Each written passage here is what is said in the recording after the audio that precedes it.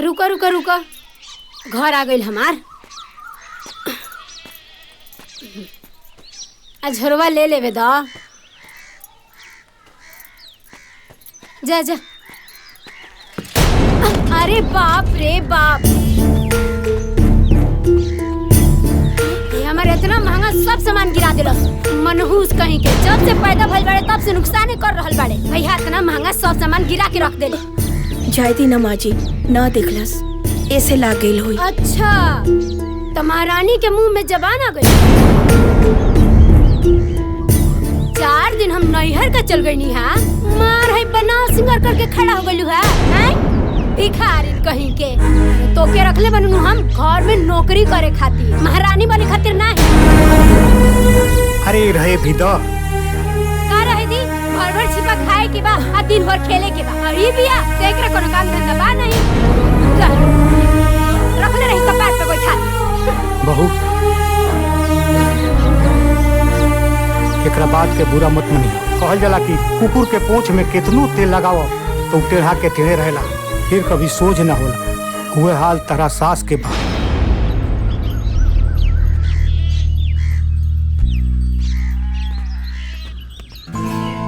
तू हमरा से प्यार करेला ना, तो ऐसे छिप छिप के काहे मिलेला? ठीक ना है छिप छिप के मिलल। कहीं तोहार प्यार झूठा तो नहीं खे?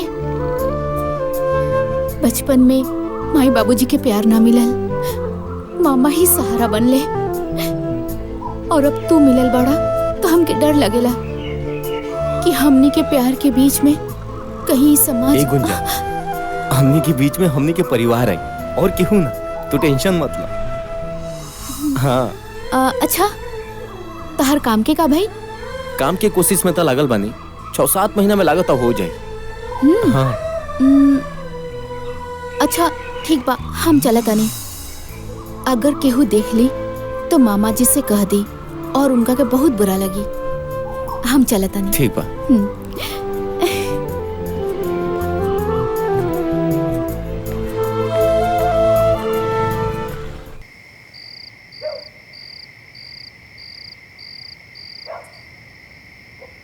कैसन किस्मत बनौला भगवान हमार, जो हम अपने बीवी बच्चा के भी कोनो सुख नहीं दे पाओ।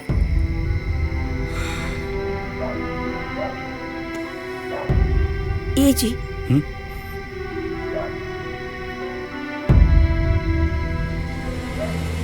रउआ काहे माई के बात के लेके इतना परेशान बानी?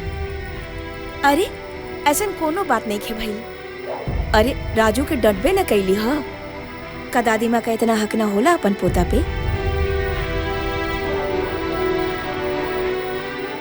कैसे मिट्टी के बनल भारत हो।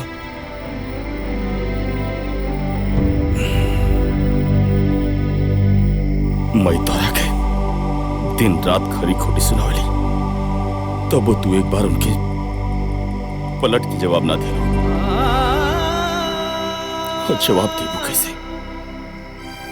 जो हमार किस्मत खराब बा, न हमरे लिए कोई अच्छा नौकरी बा, नहीं कुछ कमाता नहीं।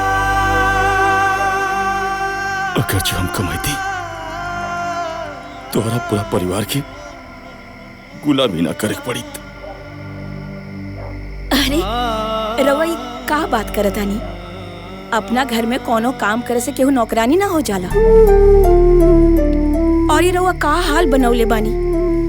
ए जी सुनी ना, अगर रउआ हमार जिंदगी में बानी ना तो हमरा हर सुख बा। अब चली हंसी।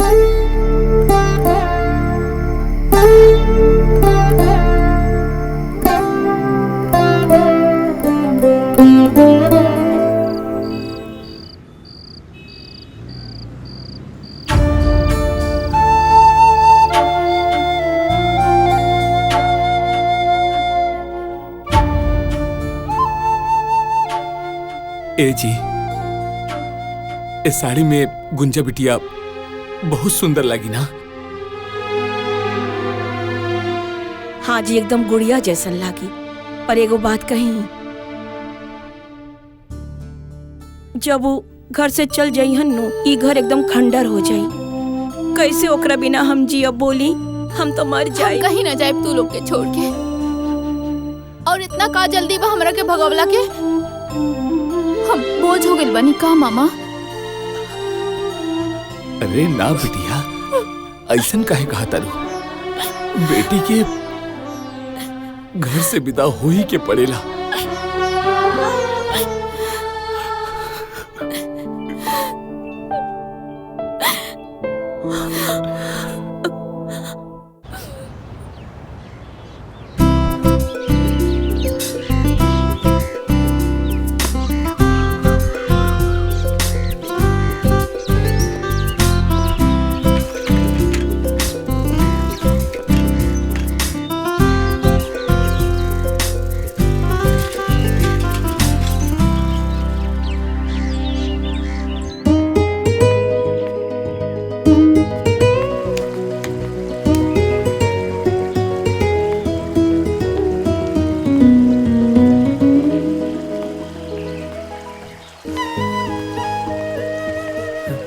गुंजा,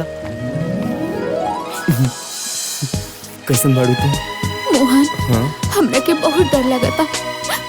अब तो मामा मामी भी हमार शादी के बात करे लगलन। का? और तोहरा से ई जुदाई सोच के ही हमार जान निकल जाई। ऐसे कैसे जान निकल जाए? तहार जान तो हमरा लगे बा। और वैसे भी ऐसा नबो तो हम कबो ना आवे दे। हम बहुत जल्द माई से बात कर ले। कब बात हुई? जब हमार डोली उठ जाई हम जात बनी। और हाँ, तारे से बात भी ना करब। ए गुंजा, गुंजा, हमार बात तो सुना।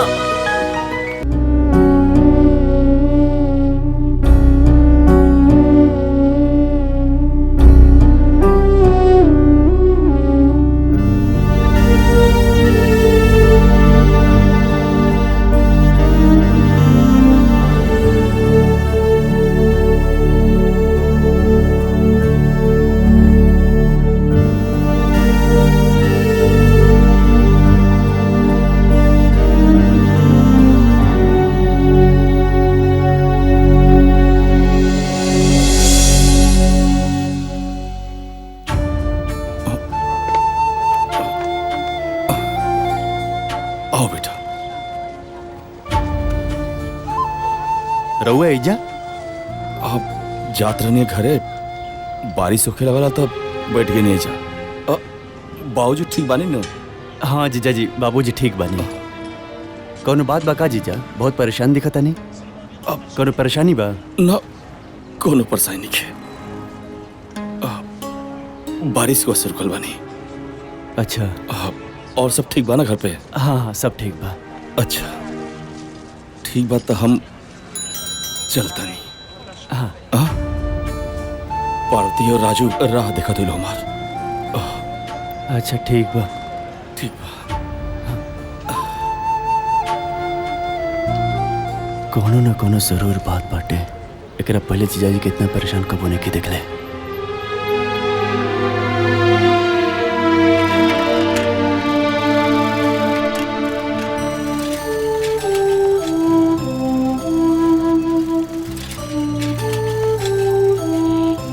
सारा घर के दाल चावल तेल सब्जी सब लेके आई, तब जाके ही खाना बनाई है। हाय देखा। अरे का रे बुकी, पूरे दिन है झड़ुइया लगाइबे त खाना के बनाई? तोर माया के बनाई है? पकड़ पकड़ सब्जी और जाके खाना बनाओ। भूखे का पार फाटता हमार। सांझ हो गइल बा, समझ नहीं के अगत बेरी के टाइम भइल बा। खाना वाना बनाई, चूल्हा चौका जोरी, आग योग लगाई। हां था पंखो लेके जाओ।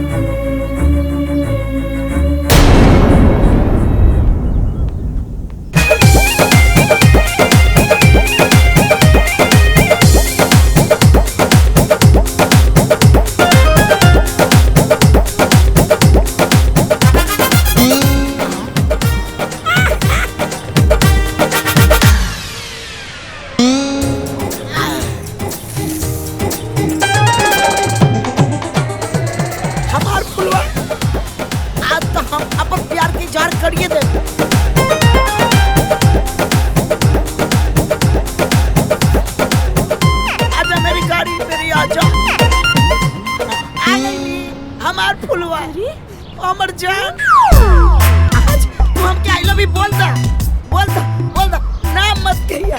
अरे ठीक बा, आई लव यू के बाद बा तो घरे बैठ के विचार करब तब बताई, ठीक बा? घरे बतिएबो। अरे घर पे राय बात करब तब ही तो शादी हुई। अरे हमके बर्दाश्त नहीं क्यों? अच्छा बर्दाश्त करा, ठीक बा? चुम्मा दे देना। हम बताए। हाँ हमार फुलवा अब हम कैसे जिया? ठीक बा, जा जा। हम ही घर के गुलामी करे नहीं की आइल, ठीक बा? इतने रहुआ काम काज के चिंता बना तो एगो नौकरानी रख ली, तब हमरा के बुलाए। चाय बनावा, झाड़ू लगावा, पोछा लगावा। हमार तो जिंदगी खराब हो गई बा दिन भर खटत। अपना मायका से भर के दहेज लेके आइल बानी। आ इतने रहुआ खाना पीना साफ सफाई के चिंता बाना तो एगो नौकरानी रख ली, तब हमरा के बुलाए। अरे तू कैसन बात करता रू? आपन काम केरा न करेला? आपन काम करे में कोनो शिकायत बा? कहनी ना हमरा से ना होई तो ना होई। रहुआ इतने चिंता बना तो पहले नौकरानी रखी फिर हमरा के बुलाए। हम जाता नहीं अपना मई के। अरे जा तड़ू तो जा। जैसन गेहूं वैसन रोटी, जैसन माई वैसन बेटी। हमार त किस्मते फूट गई। कैसन घर में बियाह हो गइल बा।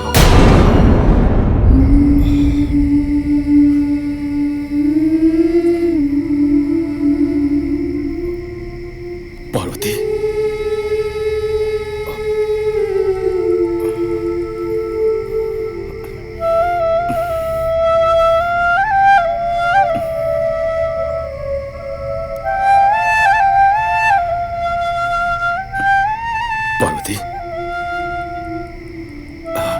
लगा था कि माई के बात से तू नाराज बाड़ो।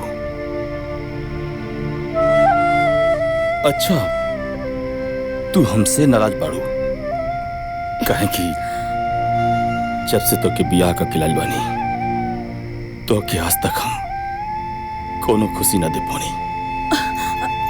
ना जी ऐसन मत बोली।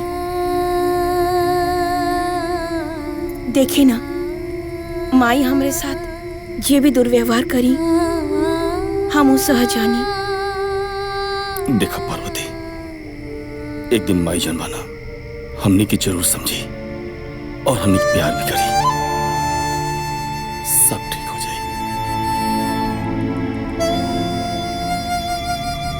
हमरा के तो बुझाता कि माई के प्यार हमरा के कब्बो नसीब न होई। देखी ना बचपन में माई छोड़ के चल गई और जब ब्याह करके आई नी सास के रूप में माई मिली। लेकिन तू चिंता मत करो,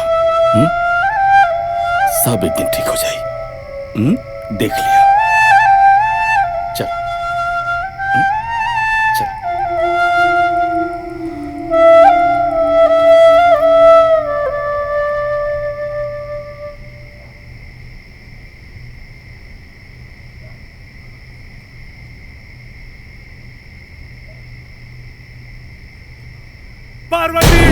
पार्वती हमार बिटिया पार्वती। बाबूजी का बोल रहे हो के? हमार बिटिया कोनो बड़ मुसीबत में बिया। हमार पार्वती हमरा के याद करतिया। ए बेटा हमरा के ओकरा लगे ले चला बेटा। हमरा के ओकरा लगे। अरे बाबूजी रउआ कोनो बुरा सपना देख रहनी है? अरे हम बानी ना, जाके दीदिया का हाल खबर लेके आए बाबूजी। अरे सूती बाबूजी, वैसे भी आपके तबीयत बहुत खराब बाटे।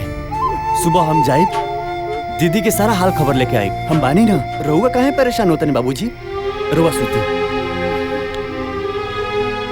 सूती बाबूजी।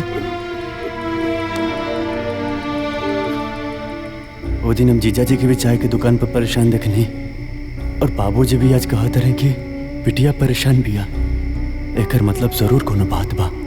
हम कल सुबह जाके जरूर देखे कि बात का बा और हाल समाचार ले।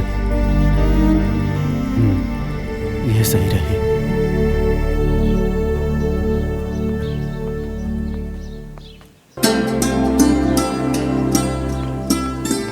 ये देख माई एजे सुतल बिया। आप आप उठाई। उठाओ। माई, ए माई, ये देख काली अलबानी। आ गए लो बाबू घूम के। देखी ना माई,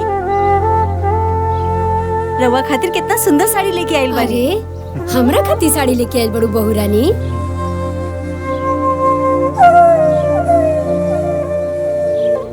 अरे वाह, बड़ा नीक ले आइल बड़ू। एक रंग बड़ा सुंदर बा। अच्छा भैया, खाली माई खातिर ले आइल बड़ा, हमरा खातिर ना। अरे पागल। चाचा हमरा खातिर का ले आइल बड़ा? बनी हाँ? का लेके आइल बड़ा? जब देखा तब भाग के चल आवेला और गले लग जाला। जा अपन पापा से मांगा। जानवी, लड़का से ऐसा ना बात करे के चाहिए। इला बाबू, ये तोहरा खातिर। अरे का गलत कहत रही हो? एके अगर अपन शौक पूरा करे के बा तो अपने बाप से कहे, वो पूरा करी। ते काहे करबे?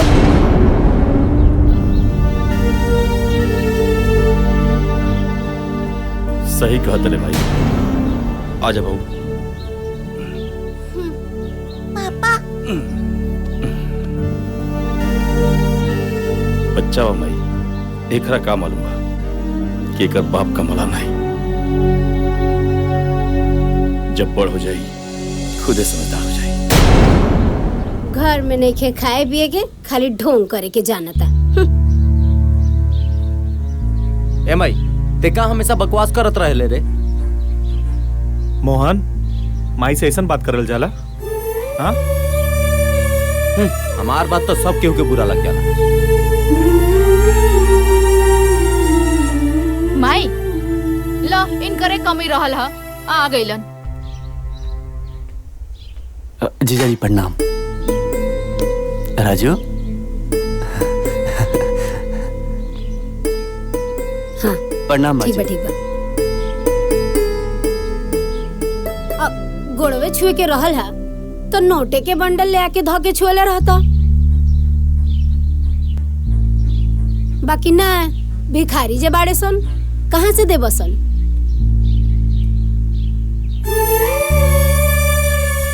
आज तो कुछ देला ना, चल आवेला मुंह उठा के बहिन की है, लाजो ना लागेला। खाए के मिल जाई अच्छा अच्छा। ना ना माजी, ऐसा कोनो बात नहीं खे। हम दीदी के हाल चाल लेवे आए रहनी, हो गई। अब हम चलत नहीं। अरे बाबू तू बैठा, हम तोहरे लिए नाश्ता पानी ले आवत है। ना ना दीदी, तो उससे मिले आए रहनी। सुंदर, अब बाबूजी की तबीयत ठीक बा ना? हाँ बाबूजी ठीक बने। माई आइल बड़े, जई है कि रही है? ना ना हम चल जाए। ठीक बा दीदी।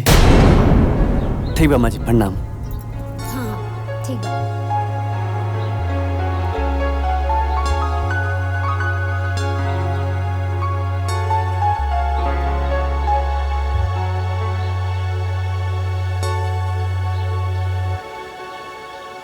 जब देखा तब मुंह उठा के चल गया। अरे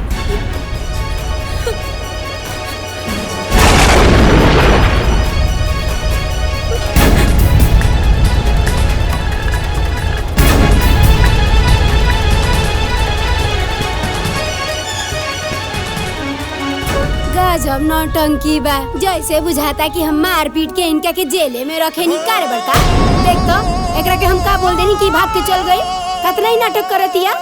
तेहु जो तेहु जो ओकरा पीछे जो, मेहरी के गुलाम कह के।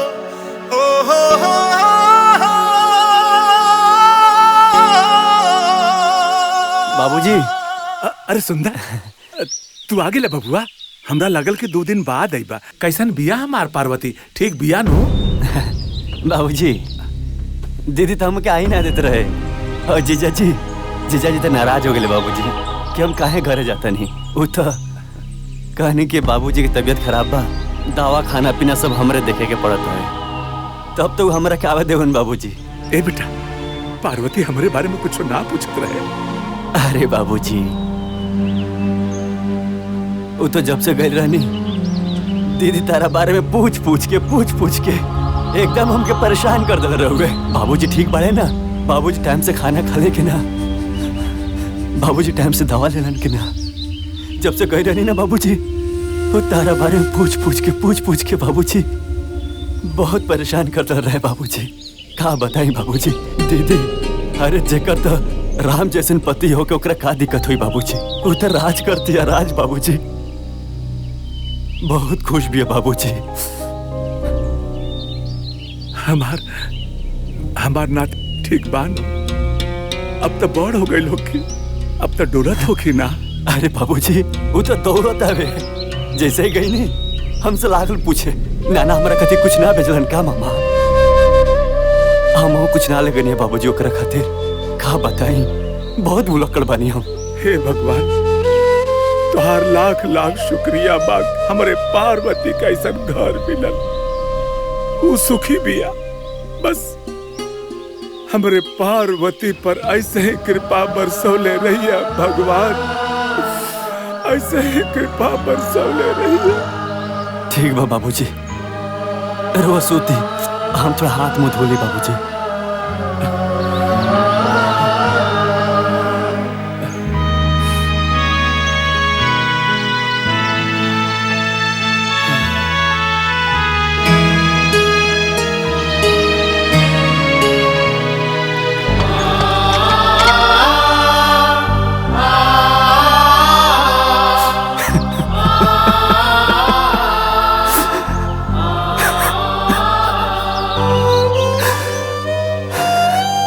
अरे क्या बताई बाबूजी। हमके माफ कर दिया बाबूजी। तो से झूठ बोले के पड़ गई ना बाबूजी। अरे ओकर जीवन तो नर्क से भी बदतर बा बाबूजी।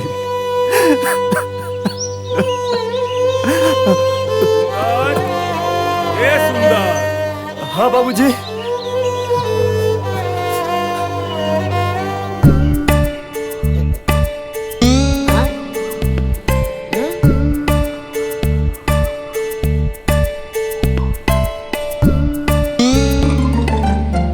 करे तोर चोखा लेके मुंह देख के ना हमारा सारा मूड खराब हो गई। न कुछ बोला तारे और न कुछ बतावा तारे। बोल ना आखिर का भइल।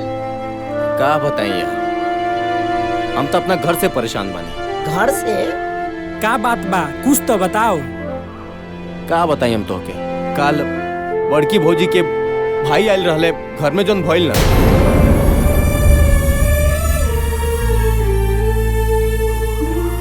बस कर यार तोर दुख बड़ी कहानी सुनकर हमके रुआई आवता। एगो तो हम पहले से परेशान बानी वही में एगो तो आ टेंशन। का बोल तारा के नहीं जानते ऐसन का हो गइल। हमार फुलवा हमरा के छोड़ के दूसरा के बाग फुलातिया।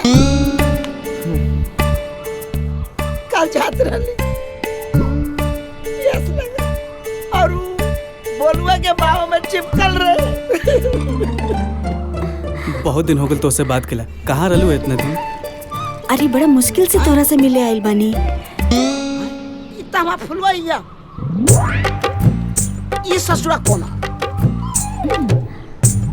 ये ससुरा फुलवा हमार गर्लफ्रेंड के साथ अरे हमर जान गुपचुप करत बा। अब तो बर्बाद हो गई। अच्छा चला कहियो।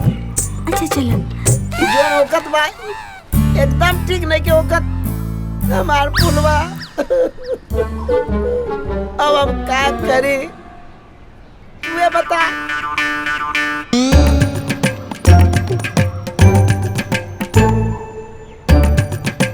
तुहार हमार एक की कहानी बा। हमार फुलवा हमरा के छोड़ के जाती है और तू घर छोड़ के भागता रहे। छोड़े भगवान बाड़े ना।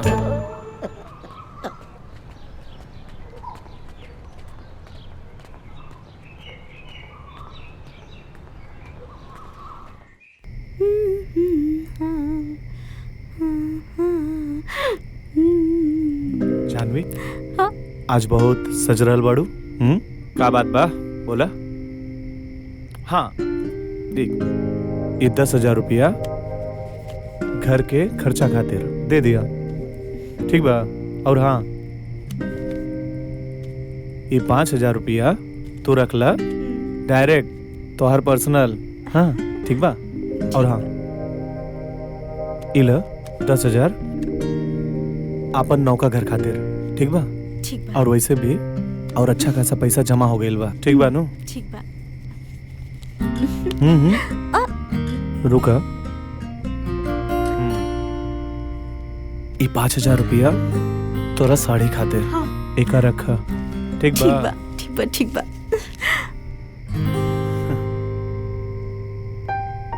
ई तो वो बहुत अच्छा कहनी। एगो बात कही लेकिन वो के माने के पड़ी। अच्छा एगो बात बतावा, बड़ा रोमांटिक होके कहा ताड़ू। ये बतावा आज तक हम तोहार कौन सा बात ना मननी है? वो हम ई कहे के चाहता नी रउआ जो ई 10,000 रुपया घर में देता नी वो देवे की बात नहीं खे, बस रउआ कमाई जाता ही घर में। देखा तू बात तो सही कहा ताड़ू। एगो बात बतावा, भैया का कमाई धमाई बंद बा और जोन भी कमा ले थोड़ा मोड़ा तो दे ले नो। रउआ के समझावल बेकार बा। कितना समझावता नहीं लेकिन रउआ समझे के तैयार नहीं की होत।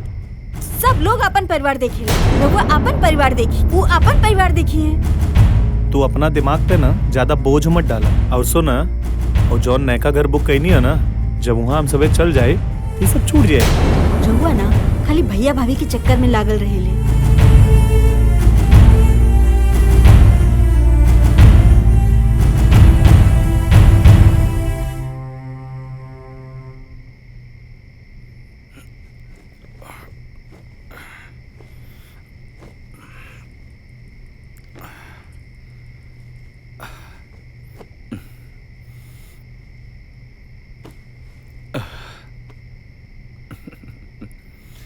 जल्दी से दिए ना।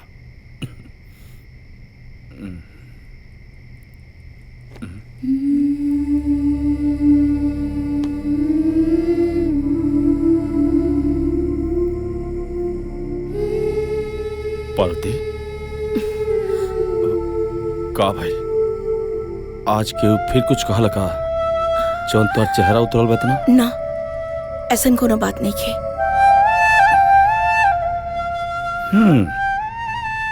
जब तोहरा झूठ बोले ना आवेला काहे झूठ बोले लू? हाँ हम सब जानता नहीं कोनो कोनो बात तबा बताओ हमरा से का भइला।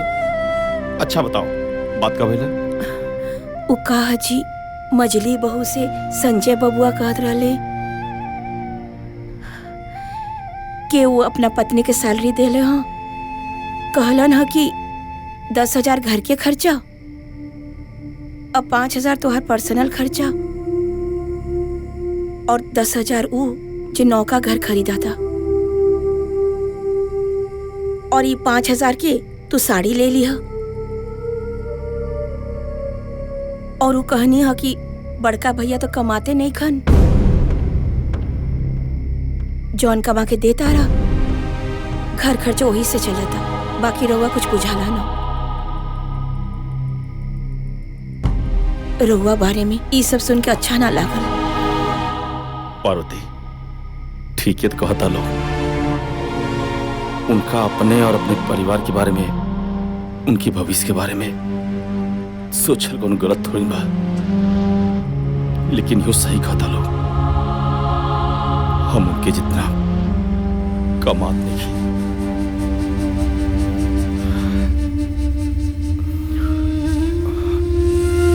खैर छोड़ो ये सब, चला आराम करा। आओ चल अब सुतल जा, बाबू सुत गेल बा।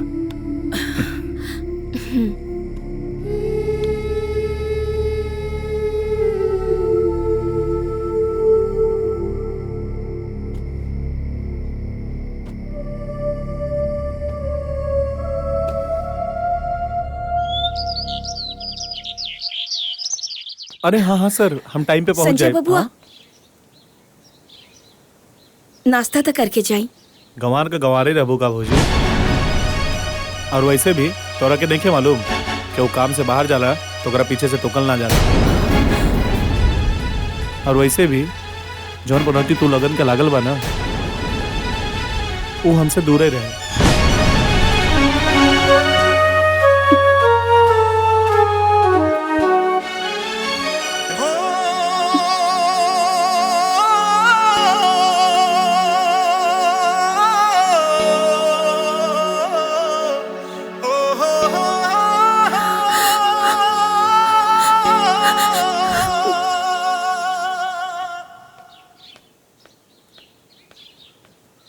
का हो अभी ले खिसियाइल बाड़ू, चला घरे चला। हम रउरा से कहले रही ना कि जब तक नौकरानी ना आई हम घर ना जाई। वैसे भी पूरा परिवार के खाना हमरा से ना बनी। अरे अब तहरा से अच्छा हम कहाँ से खोज के लिए आई? का एकर मतलब हम नौकरानी हई? अरे ना ना, हमरा कहे के ई मतलब बा कि तहरा ऐसन स्वादिष्ट खाना कोनो नौकरानी बना सकतिया। अरे बाप रे बाप, आज तो हमार जबाने फिसल गई रहल। अच्छा बाई खिसियाइल ना। का कहनी हा? अरे कुछो ना, हमरा ई कहे के बा कि तू जब देखा तब केहू के सामने हमरा के कुछ बोल देलू। हमार कोनो इज्जत बाकी ना। अगर रउआ इतने इज्जत के परवाह रहित ना तो रउआ यहाँ ससुराल में आके ना बैठती। और ऐसे भी कान खोल के सुन ली, जबले नौकरानी ना आई हम घरे ना जाई तो ना जाई।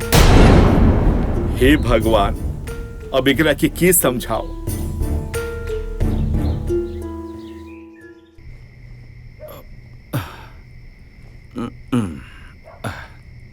अरे पार्वती, आज बड़ा लेट कर दिलू हो। बर्तन ज्यादा रहा का? अरे का बात बाटे, तोहार चेहरा काहे इतना उतरल बा? अरे तोहरा तो बुखार बा हो। ना ऐसन कोनो बात नहीं खे, थोड़ा सा बुखार बा ठीक हो जाई। थोड़ा सा बुखार बा ठीक हो जाई? हाँ, तोहरा अपन परवात कोनो करे के नहीं। तू हमके बतौल तो डॉक्टर के पास जाके दवाई दिला लेती। हाँ, एक काम कर, चलो बेटा सुता, तू आराम कर। चलो चलो आराम कर बेटा, बेटा आराम से बेटा।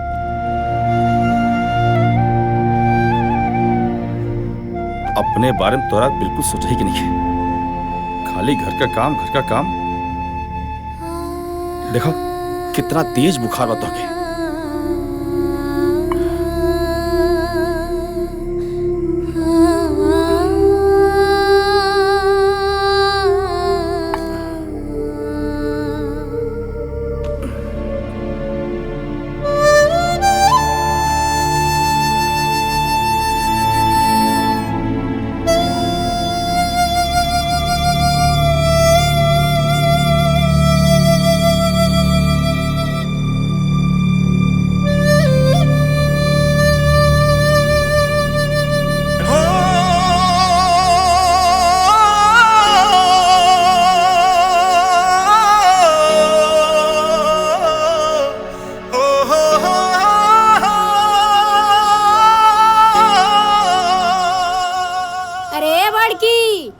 भिखरनिया पता नहीं कहाँ बिया, चाय पानी कुछ ना मिलला। घाम चढ़ गइल कपार पे, लेकिन चाय पानी नसीब ना भइल।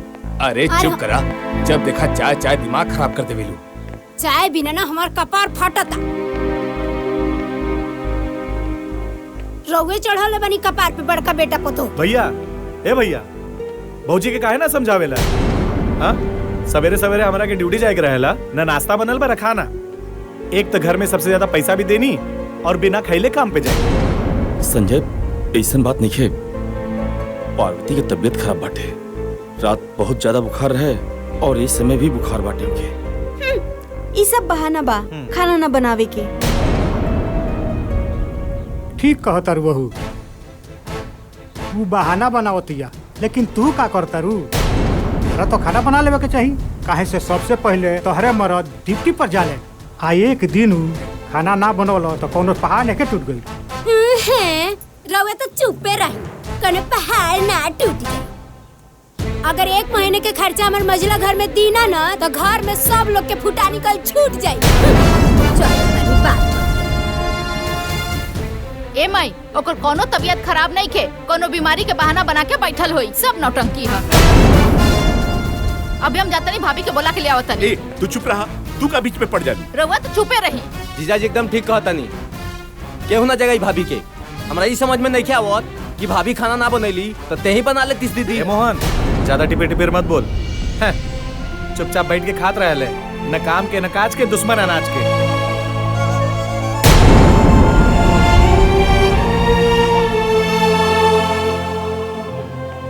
भैया, हमरा के जौन बोले के रहल हम बोल देनी है, दोबारा ऐसा न होके के चाहिए। चला। खाना बनैला के अलावा और कामे का बदी दी के? पड़ गई रहुआ करेजा में ठंडक। अब हमार लड़का भूखे ऑफिस चल जाए।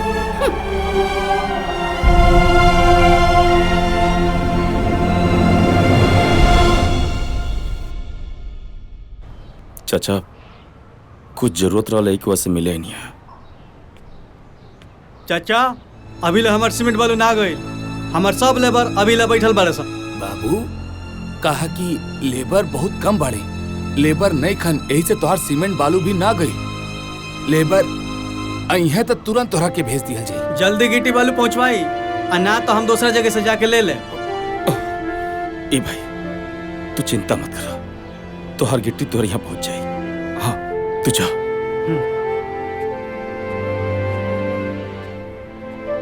ए चाचा अगर हुआ कहीं तो गिट्टी बालू हम भरते नहीं, हमारी जरूरत भी पूरा हो जाए और आपके हमके कर्जा भी ना देख पड़ी। बाबू इससे बढ़िया का हो सकेला, हमार काम भी हो जाई, तार मजदूरी भी बन जाई। ठीक बा चाचा।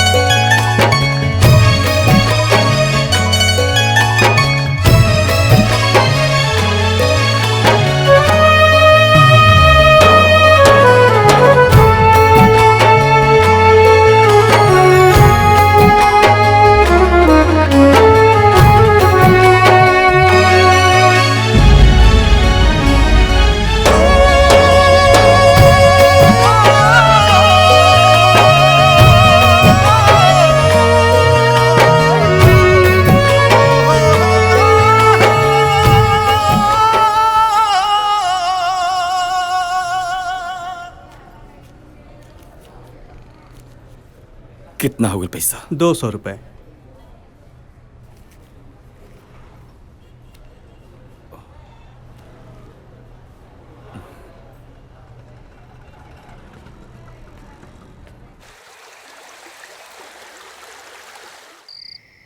ली देख ली मरचा के ठूट, कुल ऐसे ही पड़ल बा, कुछ साफ नहीं के कैले। देख ली कबे से बैठ के बर्तन माजतिया। देखी अब पता ना का ही सोचत रहेले 24 घंटा, और एकरा के कुछ कही नु त बड़का मुंह फुला लेवेला।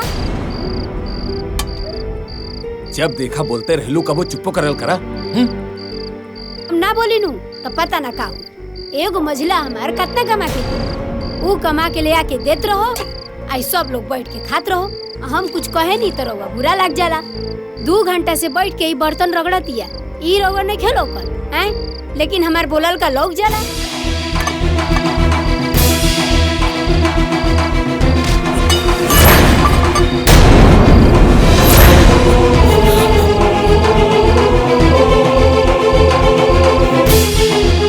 एकरा का हो थी, ई काहे बर्तन पकड़?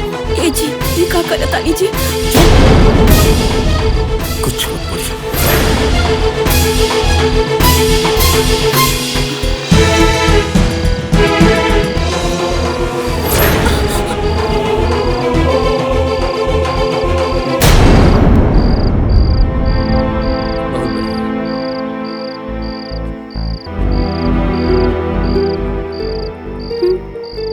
हमरा घर में गजब नौटंकी लागल बा, हमरा कुछ बुझाते नहीं।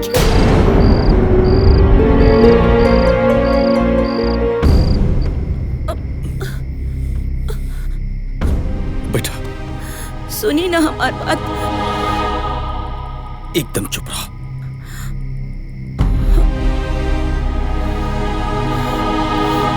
सुनी, कौनो बात ना मानी ले हमारा। कहाँ चल गईलन?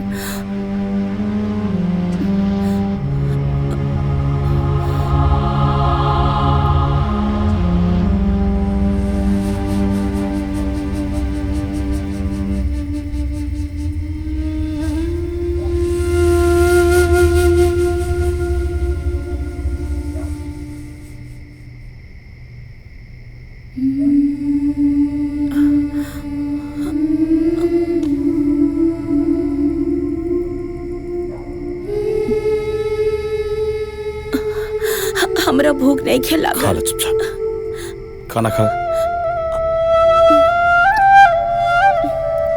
तो के मना कर ना, तोहार तबीयत खराब बात हो काम नहीं करके, लेकिन तोहरा हमार बात तो सुने के बा नहीं।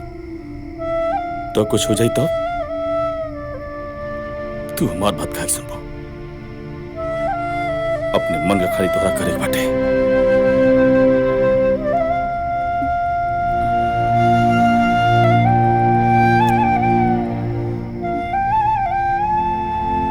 रउआ खाई।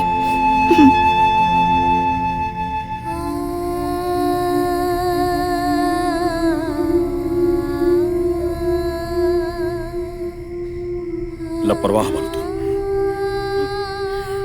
हमरा के कुछ ना होई। कुछ ना होई। इतना बुखार में तपत तलो कर बादो जाके सारा बर्तन माज दो तो। हम ठीक बानी। तोहरे खातिर दवाई ले गेल नहीं। लखा लखा एक और कर।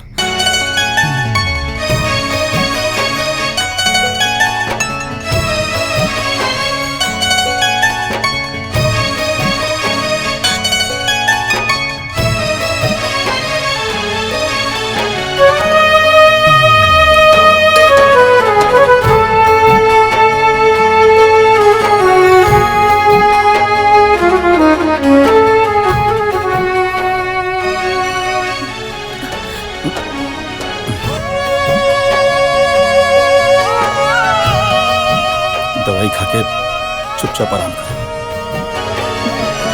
अपने ही घरवा पराया जैसन लागे, अपने ही घरवा पराया जैसन लागे, केकरा से कोई दुख अपन कहाँ जाके, रात दिन कुहू के भीतरिए परान, ताना बाना सुनी सुनी होखेला बिहान, ताना बाना सुनी सुनी होखेला बिहान।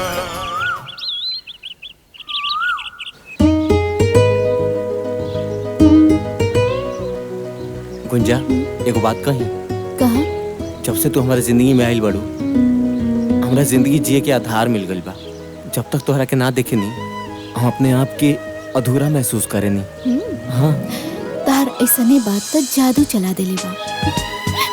दिल में भी बाड़ा और दिल लगी भी करेला।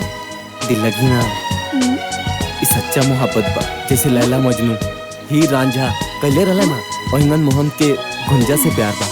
हाँ, बात बनावे के तो केहू तारा से सीखे। अच्छा एगो बात बतावा, तू अपना घरे अपना माई बाबूजी से हमनी के शादी के बात कइला? बात तो ना कही, लेकिन बहुत जल्दी कर ले। काहे ना बात कइला? अरे ये सब छोड़ा, चला तोहके तारा मामा के घर छोड़ देता नहीं। अरे इतना गुंजा हिया, बाकी तो कॉलेज गल रही है। और ये लड़का के है जेकर साथ बात करता रही। अच्छा आवा तू आज घरे, तोहरा के तो बतावा तानी। बस गुंजा, अब एक और शब्द ना हम जेई अपन आग से दिखले रह काऊ झूठ रहे। अरे कम से कम तोहरा से तई उम्मीद ना रहे हमरा के। बतावा तू, बतावा एकरा के जब 2 साल के रहली है ना, तो हमार दीदिया एकरा के हमरा गोदी में दे के मर गई। तब से हम प्रण कैली कि हम अपन औलाद पैदा ना करब। और ही अरे कौन कमी रह गई हमरा प्यार में जे पराया लड़का खातिर तू अपन संस्कार भुला गेलू। तू हमार विश्वास और घमंड के दोनों के तोड़ देलू।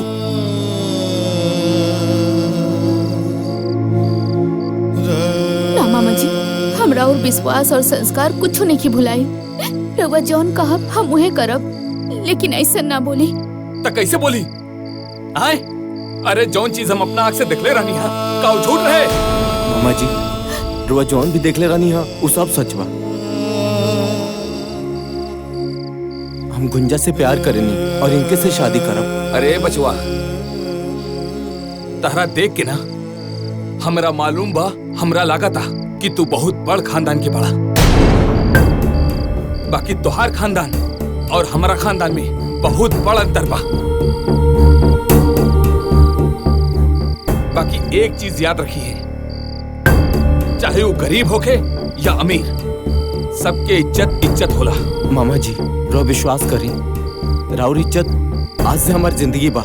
रोड़ा हाँ के बाद हम अपना पूरा परिवार के मना ले और हम गुंजा से शादी करब।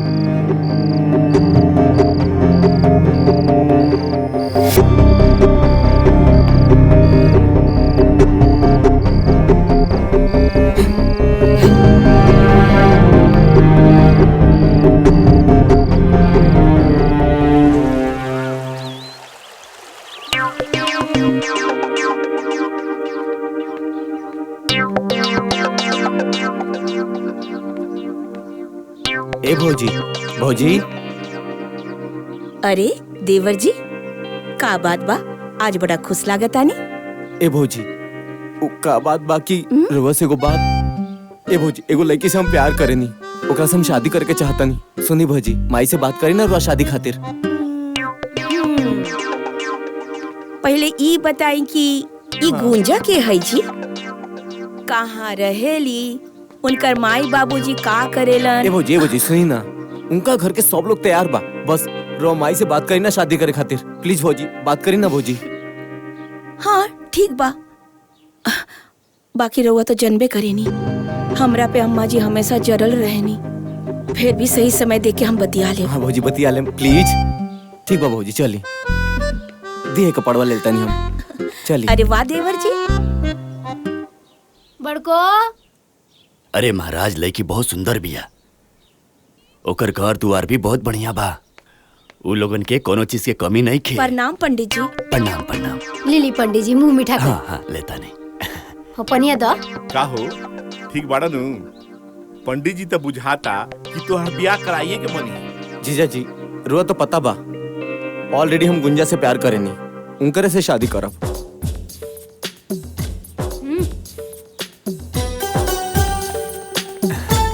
पंडित जी आइला में कोनो परेशानी? कोनो परेशानी नहीं है। अच्छा तो तनी तो जना काम खाती आइल बनी उ करी, फोटोवा दिखाई। अच्छा अच्छा दिखाओ तनी। ना जी। ई बाटे, ई देखी चाची जी लड़की के फोटो।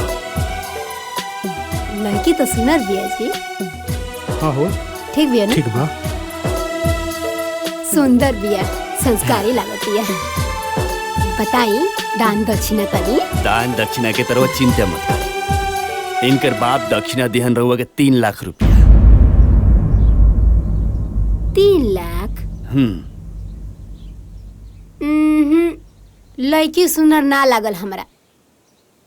अच्छा तो कोनो बात ना बा जजमान, ई देखी। अच्छा ठीक, दोसर बढ़िया दिखाई। जिया जी तनी माई से बात करी ना। ए साले जी, तहार दीदिया के सामने तो हमार कुछ चलेला ना, उ कड़क सास के सामने हमार का चली? भाभी भाभी तनी सुनी ना। का मोहन बबुआ, का बात बा? बोली ना। ए भाभी माई से बात करी ना गुंजा से शादी करे खातिर। देखी बाबू, अब हमरा से कुछ ना हो पाई। अब जॉन करे के बाद रउआ करी। ठीक बा, हम चलत नहीं। ए भाभी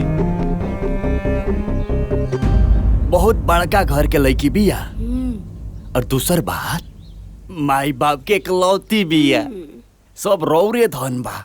दक्षिणा के तो चिंते छोड़ दी। लड़की जब एकलौती बिया तो सब कुछ तो रौरे नु बा। 10 लाख रुपया आपके मिल जाए। का 10 लाख रुपया आपके 10 लाख मिली? अच्छा, और का मिली? ठीक बिया। अब मुहवा तो सुनरे बा। इतना मोट लड़की से शादी हुई हैं? आपन लड़का कितना स्मार्ट बा, मोट लड़की से शादी हुई। आ तोनी मोट बिया त का भई?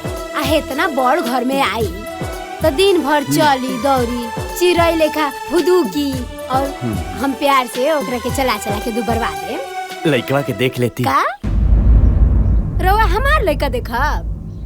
लाखों में एगो बा हमार लड़का। जी जी रउए कोनो उपाय लगाई ना, हम गुंजा के बिना ना रह पाई। प्लीज जी जी कुछ करी। ठीक बा, अब बुझाता हमरे कुछ करे के पड़ी। कहाँ रह गई दोनों ससुरा? कोनो कामे के नहीं है। अन्ना फोन उठावा था, रुका हम फोन लगावा था। हेलो अरे भी कसवा कहाँ बारे रे? कब से तो के फोन लगावा था नहीं सुनाई नहीं खेते। आजा सुन, मोहना कहाँ बा? तोहरा पता नहीं खे मोहन के शादी होता। अभी जाते चाची के पता मोहना चाची चाची चाची चाची चाची का हरी लगना काहे चिचिया तेरे दे? कौन आफत विपद आ गइल बा कि ते है लंग धड़ंग हमरा दुआरे पे खाड़ बाड़े हैं? अच्छा जी ए मोहना तो का बोल झूठ कर? मंदिर में शादी करता हैं? बियाह कर लेलो से वो।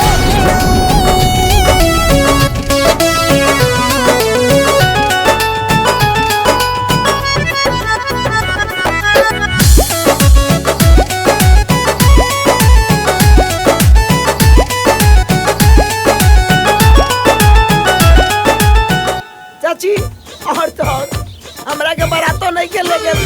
का? हाँ हमार सब धन लुटा गइल आ तोरा बाराती के पड़ल बा। मोहन बियाह तो कर लेलो, अब चाची के कैसे समझाई? अरे जो होई तो देखल जाई। जी जी बानी ना। अरे अरे अरे और के तोरा देह लग। अरे अरे अरे ए भाई, अरे अरे अरे का भाई? अरे ए भाई, अरे काहे मारत रे एकरा के? अरे अरे अरे अरे कुछ तो बताओ। घर में रहबे पता करबे तब नु पता चली कि का भई। अरे जब बताइबे तब तो पता चली। भाग गई। अरे तोरा कुछ पता बा? अरे जब बताइबे तब न मालूम पड़ी। अरे छोटका नु हाँ? बियाह कलरस मंदिर में जाके बियाह आवे दे ओकरा के घरे। आज को टंगरी तोड़ देब हम। बियाह करत लोग वो हमरे से पूछे भी ना। बैठ गोड़ दुखात होई। के बैठ, तोरे गोड़ दुखात होई, हमार माथा दुखाता। आवे दो ओकरा के आज ओकरा के घरे से निकाल के रहब। अरे गुस्सा थूक दो, अपने न खुन हो। अब एकदम चुप पे रही। अगर रावा कुछ बोली लो बीच में राउर हमार बिगाड़ हो जाई, टकराव हो जाई, कह देता नहीं। बहुत हो गई, रावा छूट देले बानी तो इकुल होता ना। ए बेर ना छोड़बो ओकरा के। देख लियो आ जाए तो एक हाली आ जाए तो घरे तब बताओ। माई रे कुछ मत बोलिए, देखना कितना गाना पहन ले बिया।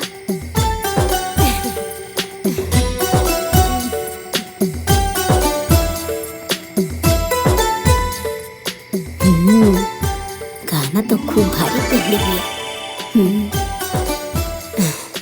का बात बा, बहुत बढ़िया। नथियो असली लगता।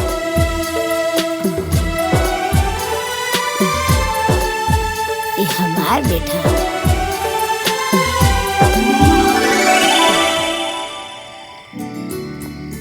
चलिए देवर जी। चला ठीक भइला कि हम डटनी है ना। आई देवरानी जी, आई बाबूजी। प्रणाम बाबूजी। गोलातन बाबूजी।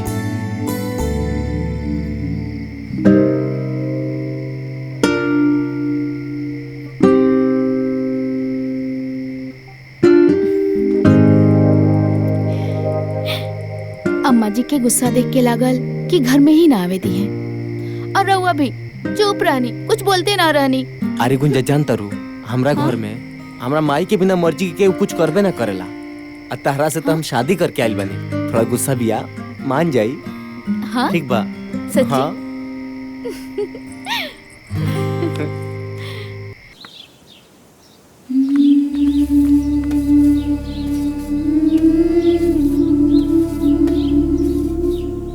और देख माई, आधा बर्तन धोत या आधा बर्तन रसोई में पड़ल बा। आधा धोत या आधा रसोई में बा? हाँ।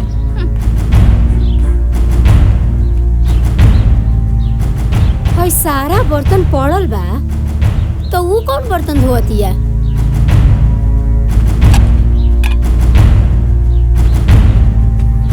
खेली, खूब खेली, रौरे खेला जरूरी बा। का रे बड़की? का मजा तारे रे? भाई सारा बर्तन हो जा रसोई में पड़ल बा। हई सब बर्तन तोर बाबूजी मर्जी है? हैं? अब बाल्टी कहाँ बरे? और बाल्टी हो जा पड़ल बा। हई सब बर्तन ही जा पड़ल बा। हाउ चूल्ही तर देख कितना बर्तन पड़ल बा। हम हर बात याद दिलाई तोरा के। कितना साल हो गए तोरा आइले जा। आई तोरा समझ में ना आवेला? भिखारन कही के माँ बाप तो कुछ देलस नहीं। हमार बर्तन है, हमार बर्तन। चोर कहीं के जाप देखा तब मनहूस लेखा बैठा रहतिया। काम करतनी के करा से कहीं पागल करके रख देले भी। अपन कहाँ जाके रात दिन कुहू के भीतरिए परान। अच्छा, ताना बाना सुनी लगा था कि हमरे कुछ करे के पड़ी।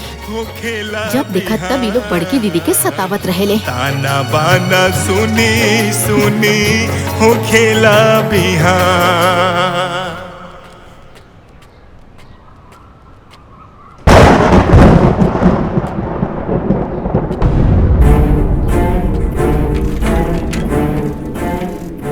शंभू बबुआ, अरे वो शंभू बबुआ, शंभू बबुआ।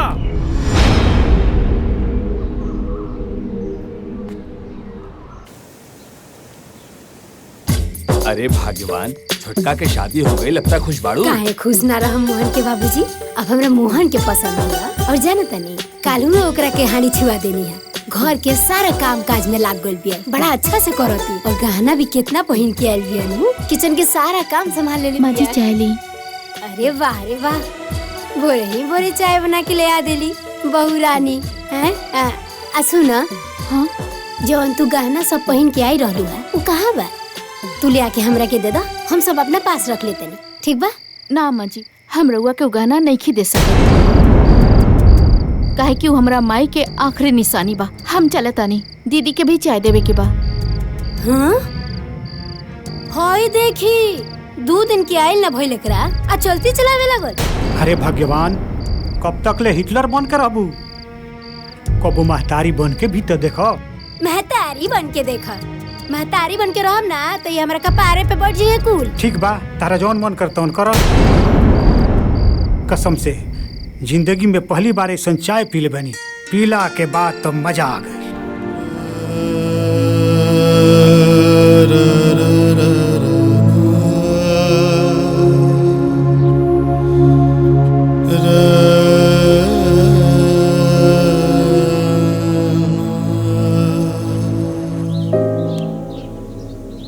तू जब से हमारे जिंदगी में आइल बड़ू, हमार जिंदगी सुधार गइल बा। बस ऐसे ही साथ निभावत रहा। सुनी ना, ई तो हमार फर्ज रहला। और रउआ साथे 7 फेरा जो ले ले बानी तो पूरा तो करे के ही पड़ी ना।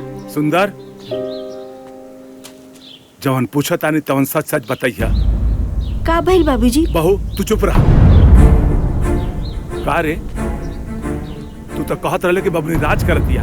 जब बबुनी राज कर दिया तो शंभू बबुआ बाजार में ठेला काहे की इज्जत बाड़ा। अरे उनकर हालत देख के हमार करेजा रो रहल बा। तू हमरा से झूठ काहे बोले? काहे बोले? काहे बोले? काहे बोले? अरे बाबूजी, हम दीदी के घरे गइल रहनी। ओकरा घर के हालात देख के हम का करी बाबूजी, हम खुद टूट गई अंदर से। बाबूजी ऐसे भी और तबीयत खराब रहला बाबूजी। रहो के बर्दाश्त कर पौती बाबूजी। यही सब ना बताओ जी।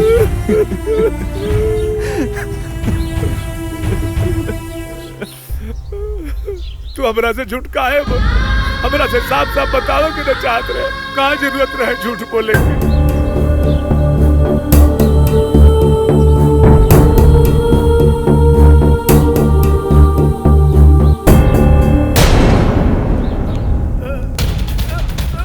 बाबूजी बाबूजी बाबूजी बाबूजी बाबूजी बाबूजी बाबूजी बाबूजी बाबूजी बाबूजी बाबूजी अरे का भइल चाचा ए चाचा सुंदर भैया का हो गइल चाचा के का हो गइल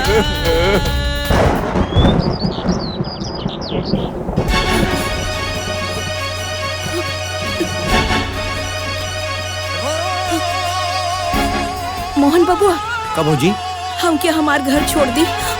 राउत भैया अभी तक ड्यूटी से ना आइलन। चली भौजी। अरे बड़की, अगर ते एक कदम आगे बढ़ा ना तो बेना से मार के तो तगड़ी तू हैं?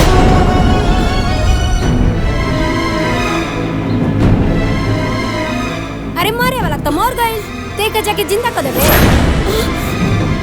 जब देखा तब अरे तोरा तो नैहर जाए के बहाना चाहिए। नैहर जाई बड़ी आइल बड़ी नैहर जाए। चुप करी माँ जी।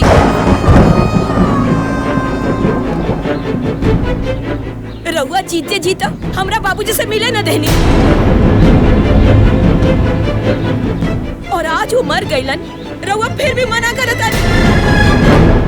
अरे कम से कम एक बार उनकरा के देख तो लेवे थी। तोरे इतना हिम्मत अरे माई का हो रहल बा? चली भौजी, भैया सुनिए तो खुद आ जाए। चली माई के तो कुछ बुझाला ना। का भइल? अरे वो जो बान लड़ती है हमरा से, देखा तारा बड़की के? अरे जाए दे रे माई, वैसे भी होकर बाप मरल बा।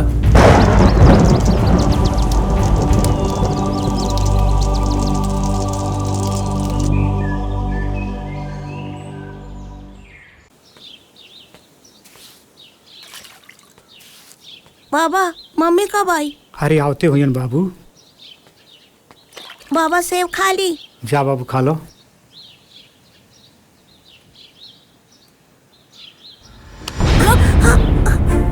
सेब खेबे हैं? इतना सेब खाए के मन बना तो अपने बाप से बोल, बाजारे से जाके खरीद के ले आ।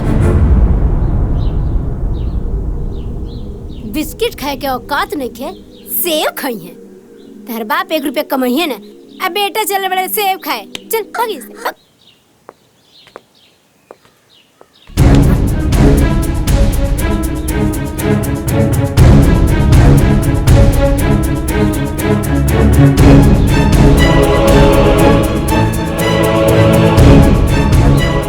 मम्मी मम्मी रउआ सेब खाए के इतने शौक बा तो रउआ बोली बाबूजी के कमाई के। तोर इतना गुंजा, तू माई के हाथ से सेव का छीन लू हो? हैं? भाई तोरा बाबूजी के कमाई देखा दिया, हमरा हाथे से सेब छीन लेलस। गुंजा माफी मांगा। हम काहे मांगी माफी? जो अम्मा जी कहनी है उहे हमहू कहनी है। मोहन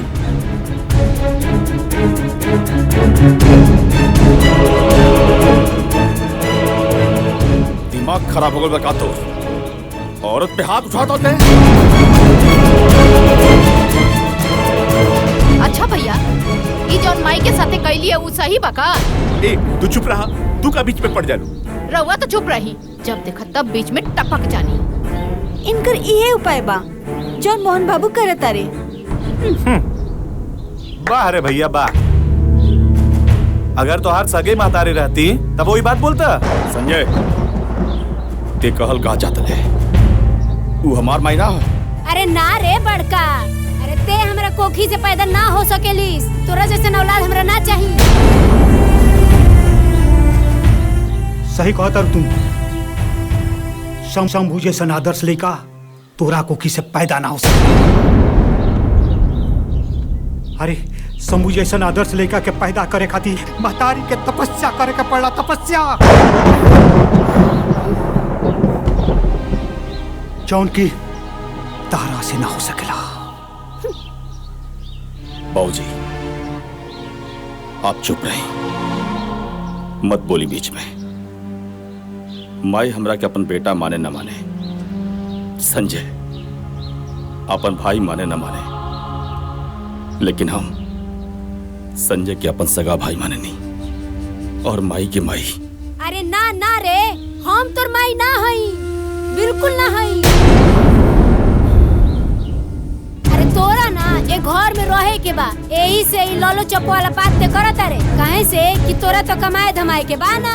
अरे ते ए घर के खर्चा के चले, ते तो अपना मेहरारू और लड़का के खर्चा चला लेना, तो उहे बढ़न बात का। ना माई, ना तो मैं घर में रहे खाती कुछ बोलता नहीं, और ना ही केहू के डर से। हम तो बाबूजी खाती चुप बने,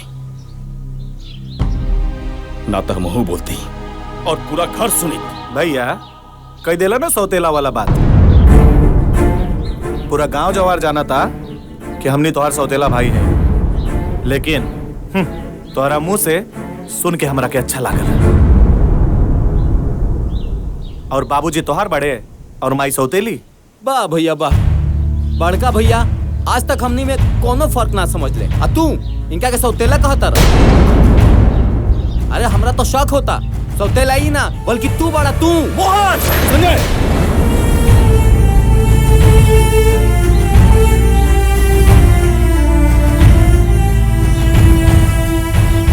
कहा ना जेकर पैसा लागेला ना ओकरा के ही पता चलेला ओकर दर्द।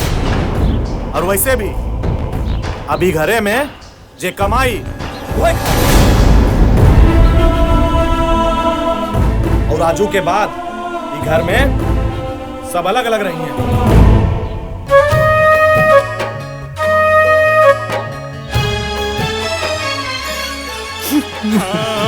कैसन इकली युगले आइल जमाना कि दुगो आँखी देखे परिवार हो, दुगो आँखी देखे परिवार। मन करे जहर माहुर खाई मरी जाईती, मन करे जहर माहुर खाई मर जाईती, निकले नया धामई जान हो।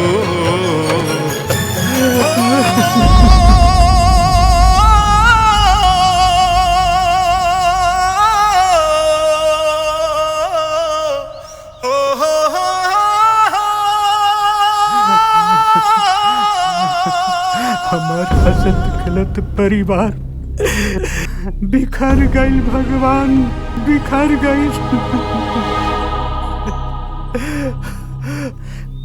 कबो सोचले भी ना रहनिया कि हमार हसत खलत परिवार बिखरी।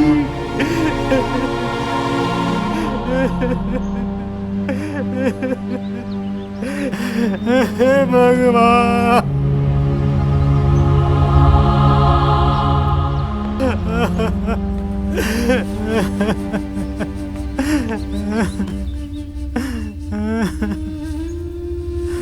बाबूजी, माई हमरा के भले सौतेला समझे, लेकिन हम आपके आपन खून है ना। बोली बाबूजी, बाबूजी आप जन बाना हमने के साथे रहो, हमने के साथे। बाबूजी, हम जब से घर में आइल बानी, माई के भी प्यार रउए से मिलल बा, और हमने की रउए बिना नहीं खे रह सकत। बेटा, ये आत्मा तहनी लोग के साथे बा, लेकिन बेटा ये शरीर तारा माई के साथे रही। कहे से हम उनका से शादी करके ले आइल बानी, शादी करके अब तक ही शरीर मरला के बाद ही अलग हुई। बेटा, मरला के बाद ही अलग हुई।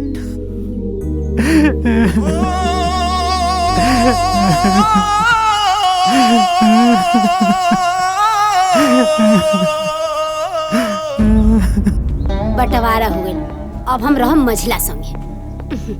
ए मझिला रुक रुक। कहाँ कहाँ जाता रे? हई अटैची लेके कहाँ जाए की तैयारी होता है? देख माई, कहा ना हम जाता नहीं नौका घरे में, और वैसे भी ना वहाँ से ऑफिस नजदीक बा। और एक बात बताए माई, यहाँ के मचमच से हम उबिया गइल बनी, हम ओजे शिफ्ट होता नहीं। ए मझिला हम एजा रह के का करब रे तोरा बिना? हम हो के लेके चल चल। अरे माँ जी, यहाँ के तो कुछ बड़बड़ा नहीं, और वैसे भी वहाँ का माहौल बहुत खराब बा, और हमनी के खुद भाड़ा पर रूम ले ले बानी। जब हमनी के घर ले लेब तो रउआ के बुला लेब, ठीक बा? चल माई, हम नहीं जाता नहीं। प्रणाम। सुना ना ए मझिला संजय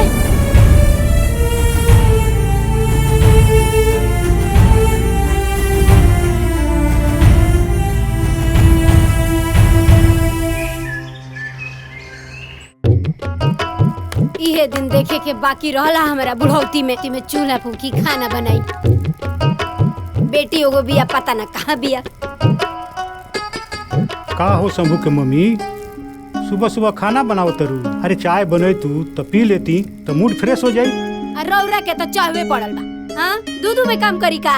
एक बार चाय बनाई, एक बार खाना बनाई, खाना बनाओ तरी उहे रहो खाली। इहो हमरा बस के बात नहीं के। अब जाके हम चूल्हा चौका फूकी। ए समय में ए उम्र में बेटा पतोह वाला हो गई, 3 गो पतोह आ सास खाना बनावतिया। तने ठीक से डालो तनी तेलवा, एकरा बाबूजी के निमन लगी खाए में।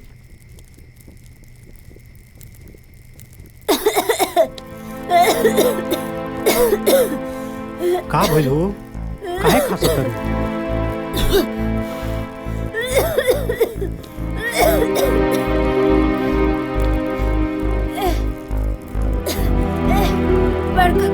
बाबूजी। अरे शंभू के मम्मी, ये का हो गई? बहू, अरे मोहन, देखो तो तारा माई के का हो गई? अरे माँ जी का हो गई? माँ जी के का हो गई? का हो गई? संभल के। ध्यान से, ध्यान से।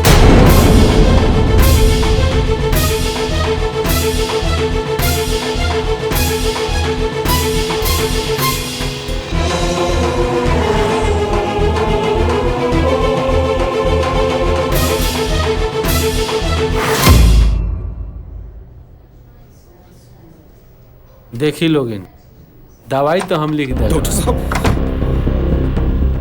आओ शंभू, बैठो बैठो बैठो। का भाई हमरे भाई के? पहले बैठो ना, बैठो। दवाई तो हम लिख दिले बनी, लेकिन याद रहे माँ जी के कोनो प्रकार के दिमागी तकलीफ ना होके के चाहिए। माँ जी के दिल के ऑपरेशन जल्द से जल्द करवा ली, ना तो कुछ भी हो सकेला। कुछ भी हो सकेला के मतलब समझे तो नहीं रो लो। डॉक्टर साहब, हमरे माई की बचा ली। और ये बताएं कितना टाइम बा उनके इलाज का थी?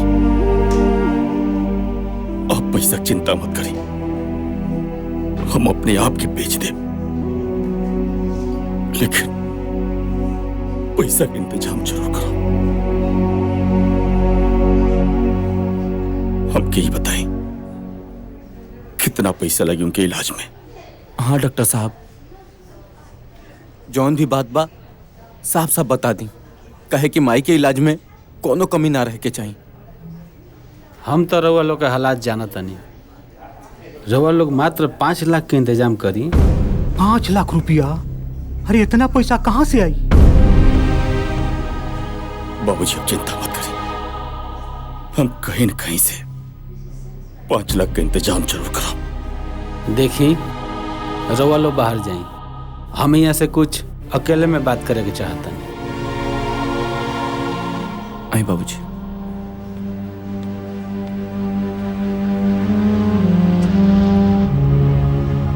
बताएं डॉक्टर साहब। देखी शंभू बाबू, अब माँ जी के ऑपरेशन खातिर इतना सारा 5 लाख रुपया रउआ कहाँ से लेके आए? आप चिंता मत करें डॉक्टर साहब, हम इलाज जरूर कराए। कहीं से भी इकट्ठा करे पड़े पैसा हम जरूर कराए। तो ठीक बा शंभू बाबू, हमनी के लगे 1 महीना के समय बा।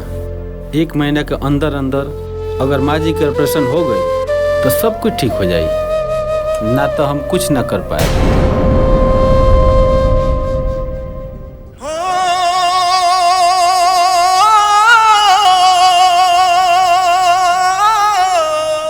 ठीक बा डॉक्टर साहब।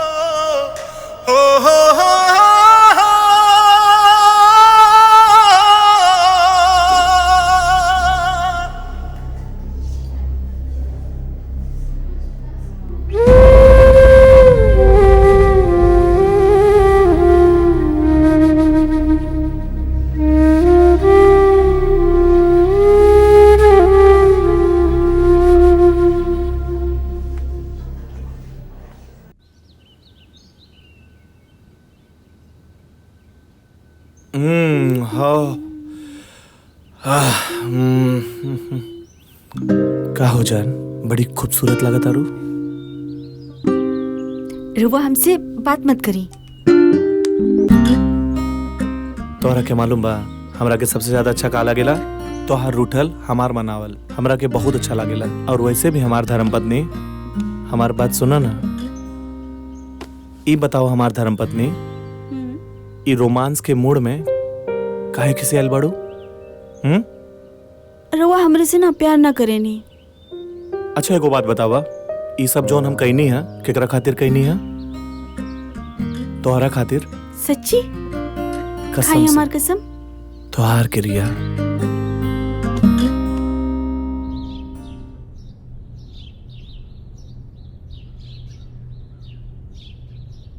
ए मोहन के बाबूजी, हमरा का भइल बाजी?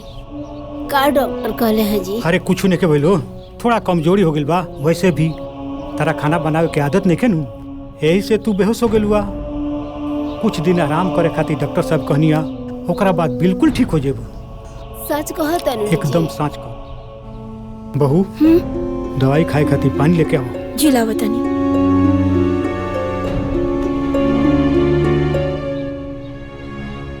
टेंशन मत करो, दवाई खइबू ठीक हो जाइब नु। हाँ ठीक हो जाइबू।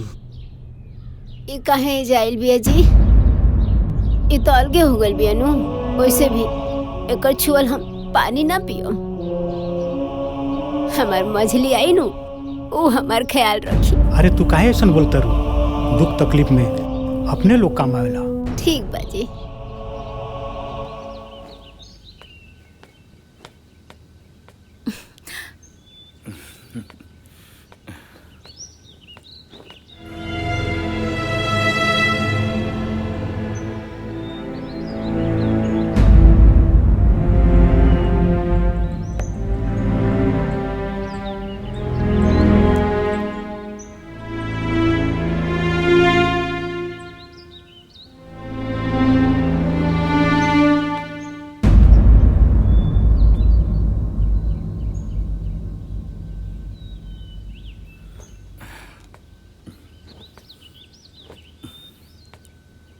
जातन काम पे, शाम क्यों जल्दी है?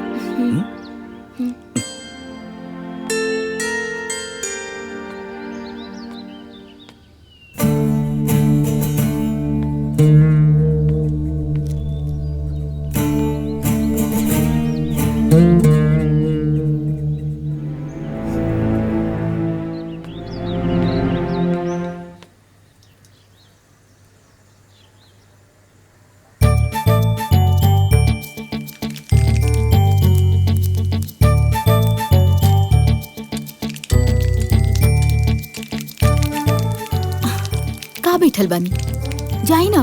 दीदी देख ली है तो का सोची है? अरे केहू ना कुछ सोची, सब लोग अपना काम में बिजी बा। रउआ समझी लेना। तार हेल्प करता नी।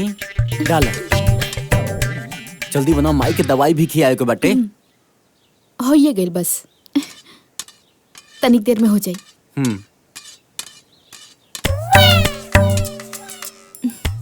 जाई, पहले जाइए जैसे हम बनावत नहीं। बनाओ ना, हम जाता नहीं।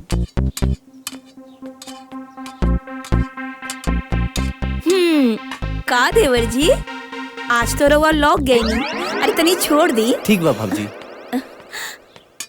अरे बबुनी, ये बतावे ये कौन ची का दवा? ई केकर दवाई है दीदी? हम बतावा तनी, पहले ये बतावा कौन ची के दवा है?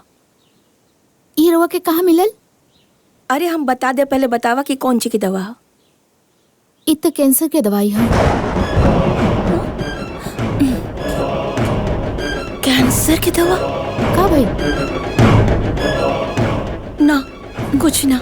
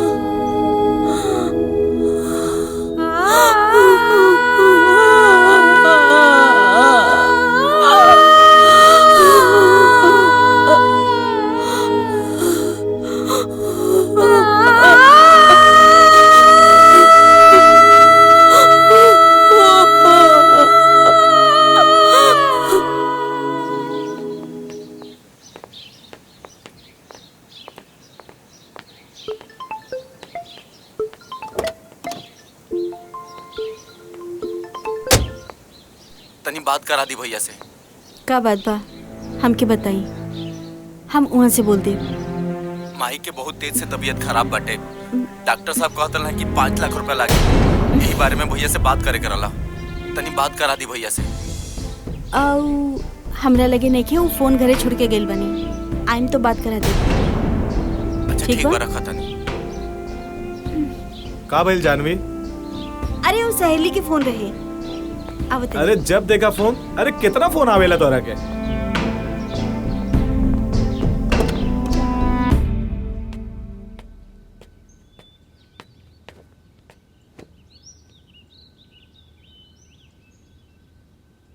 पार्वती का बात बा? गुस्सा में कहे बाड़ू? क्यों कुछ कहल का?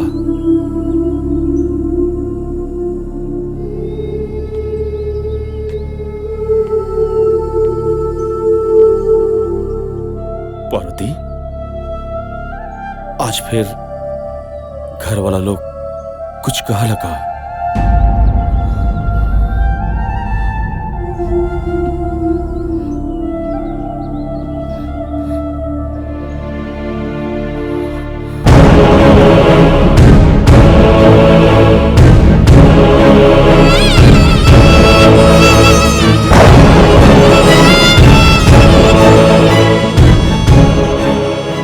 रउआ इतना बड़ बात हमनी से छुपौनी काहे? सिर्फ हमनी के खुशी खातिर रउआ इतना तकलीफ झेलतानी। रउआ के कैंसर बा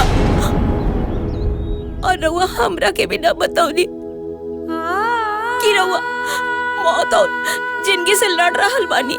हमरा के अपना ना समझनी का। अकेले इतना तकलीफ काहे सहतानी? चुप काहे बानी? बोली ना, काहे चुप बानी? कुछ तो बोली रउआ। का बोली तो से? का बताई तो से पार्वती? हम ही कैसे बताई कि हम मरे वाला बानी?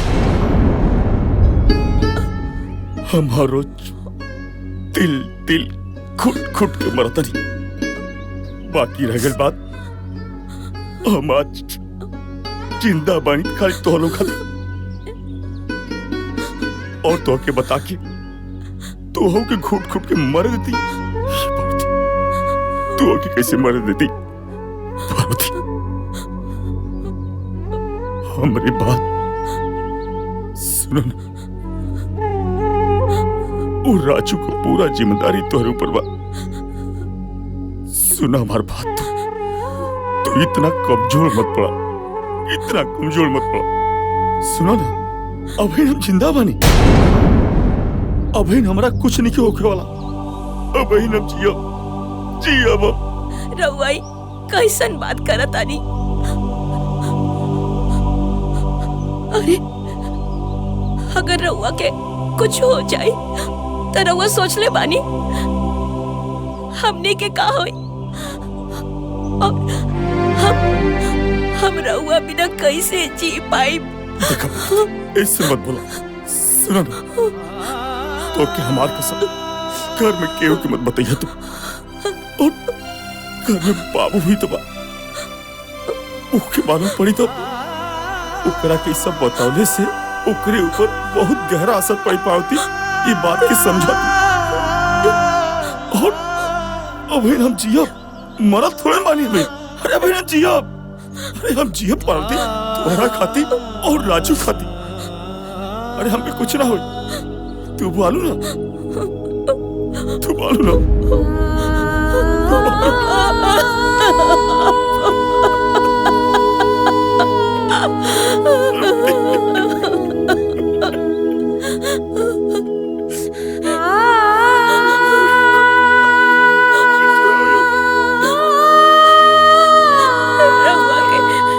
कुछ ना होए।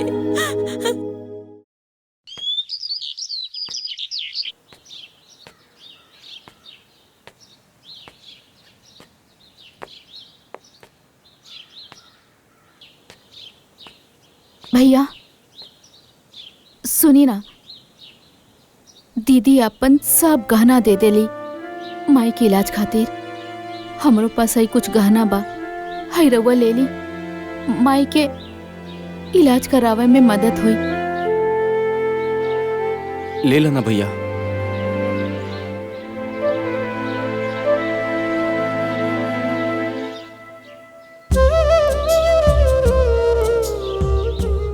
भैया अब आगे कैसे का हुए? तू चिंता मत कर, हम बानी ना। कहीं ना कहीं से माई के इलाज खातिर पैसा का इंतजाम हर हाल में जरूर करब मोहन। ठीक बा भैया, जरूर कर। चलो।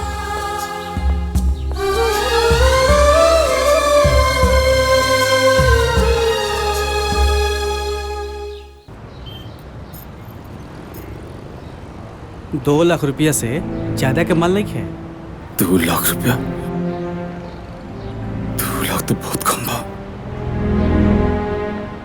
ठीक बाटे।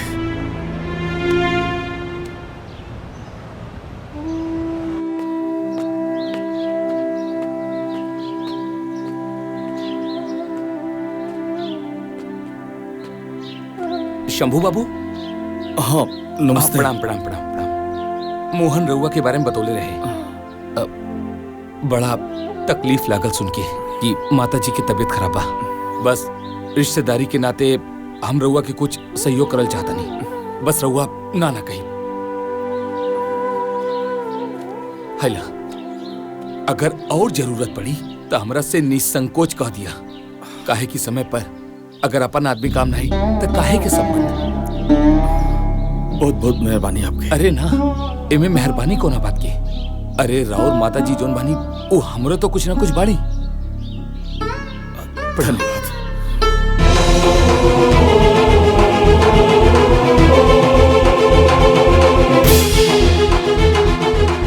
ए, माई बीमार दिया तू चले तू इलाज के लिए पैसा खर्चा करे के पड़ी। अरे आज तारा ई हरकत पर हमरा खुदे लाज लागत। आज तक हम तेरा हर गलती के ई समझ के माफ करी कि तू आज ना तक काल समझ जाए, मगर तू कबूल नहीं खुश समझ सकती। अरे तू कहा जन कि एगो माई के ममता का होला? हमरा से पूछा जेकर माई नहीं खे। अरे हम तो सासू माँ में अपन माई देखत रहनी है। हम इलाज कराए, हमरा लगे 50,000 रुपया बा, बाकी का इंतजाम हो जाए। अब चला। हमरा के माफ कर दी। अब हम कौन मुंह लेके अपना माई से मिले के जाए? पता ना माई हमरा बारे में क्या सोची है। अरे कुछ ना सोची है, उनका ये बुझाई कि तू पैसा ले गई रही बा। चला चला चला आवा।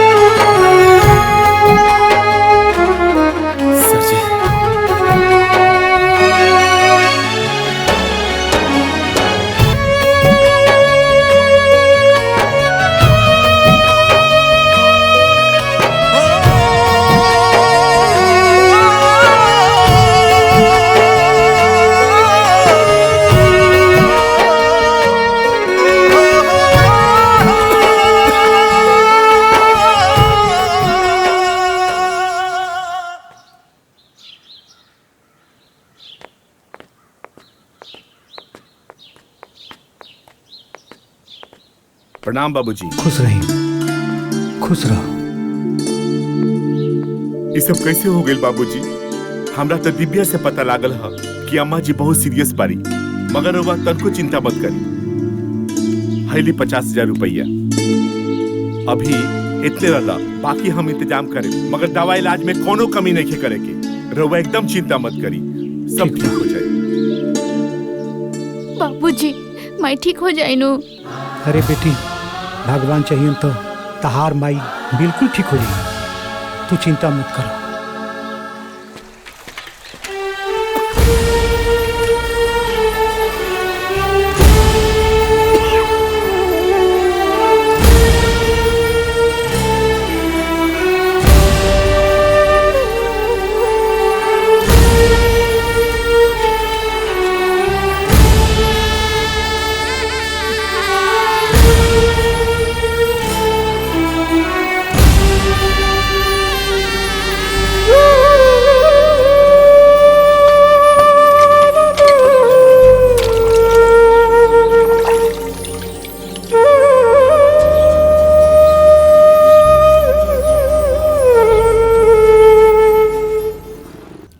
हेलो जानवी, कैसन बाड़ू? ठीक बानी। अच्छा, इतना दिन के बाद तो क्या हमारी याद आइल है? यार इतना दिन के बाद हमनी के जिंदगी में सुकून आइल बा। मतलब गांव छोड़ के शहर में लेके आइल बानी। बीजी बताओ तो। इतना परेशान कर देले बा लोग पैसा खातिर कि का बताई। केकरा से बात होता हो? अरे कोई ना, हमार सहेली बिया। ठीक बा भावना, हम तोरा के फोन करता नहीं। ठीक बा, बाय। का बात बा? रउआ आज जल्दी आ गई नी, लेकिन कुछ उदास लगा तानी। का बात बा बाबूजी? हम तो कहनी हाँ, लेकिन फोने नहीं खे उठावत।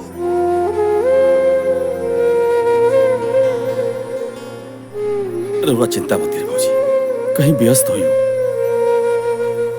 खुदे फोन करियो।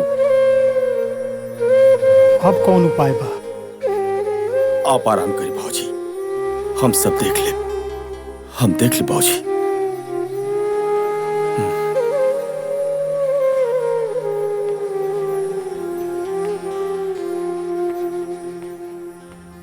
पता नहीं क्या है, आज माई बाबू का बहुत याद आवता हमारा के। एगो काम करा, तैयारी करा, हमरा के भैया भाभी से और सबसे मिले के बाद आज सबके होके याद आवता। ए जी, एगो बात कही।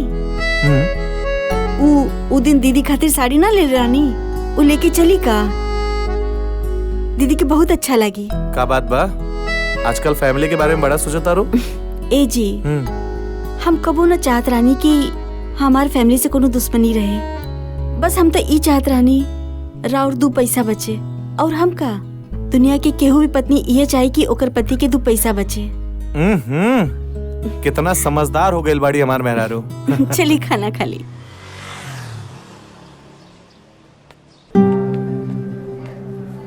डॉक्टर साहब, हम रिसेप्शन पे पूरा पैसा जमा कर दिल बानी। अब माई का ऑपरेशन हमरे बढ़िया से हो जाई ना। हम अपना तरफ से पूरा कोशिश करें, बाकी भगवान के मर्जी। भरोसा रखो, सब ठीक हो जाई। तू ठीक बाड़ा ना? हाँ ठीक बनी। अपन ख्याल रखिए।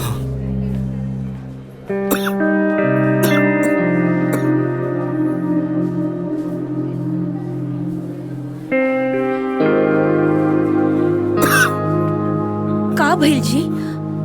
डॉक्टर साहब ऑपरेशन करता नहीं, सब ठीक हो जाई।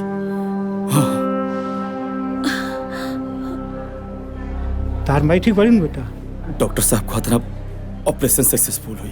आप बैठी भाजी।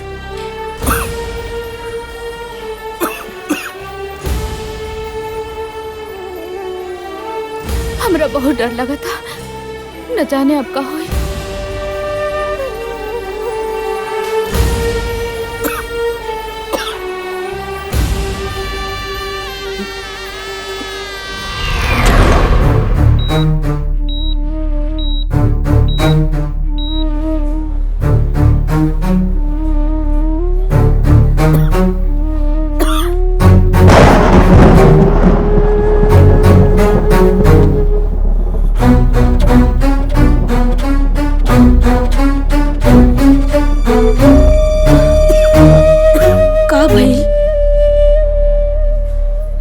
कुछ ना, अब ठीक बनी, अब ठीक बनी।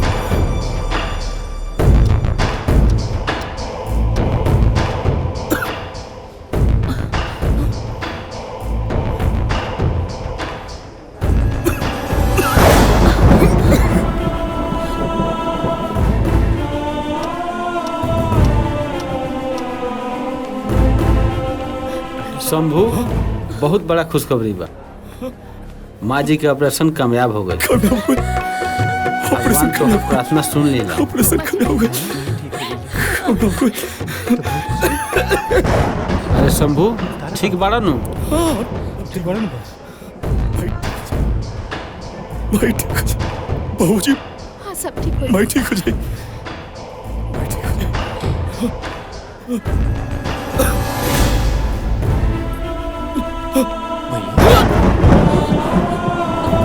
अरे शंभू, अब बहू काहे भागो? रउआ नहीं जाना। दीदी, बहुत बड़ा राज एगो अपना दिल में छुपा के रखले रहनी। शायद आज वो बतावे के वक्त आ गइल बा। का राजबा डॉक्टर साहब? शंभू के कैंसर हो गइल। वो लास्ट स्टेज। लास्ट स्टेज पर? ना जाने कब का हो जाए। शंभू बेटा।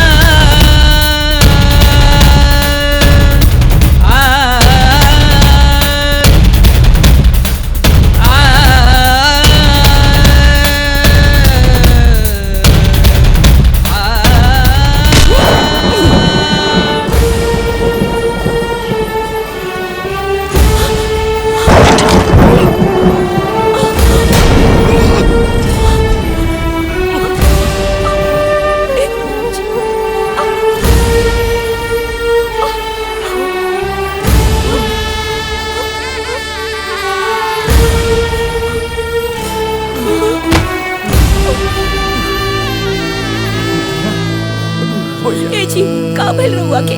बोली ना, का भइल? भैया, भैया का बोलता रखे? भैया के का हो गई? का भइल दीदी?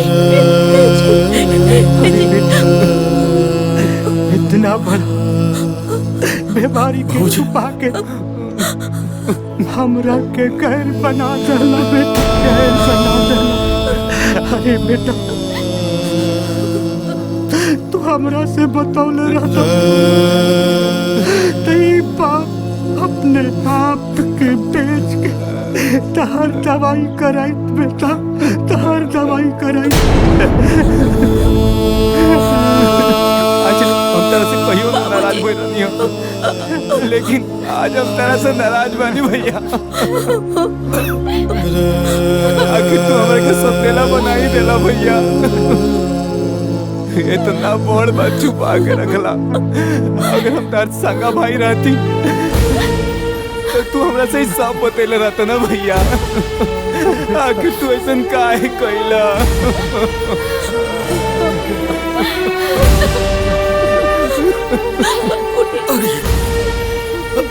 ऐसे मत।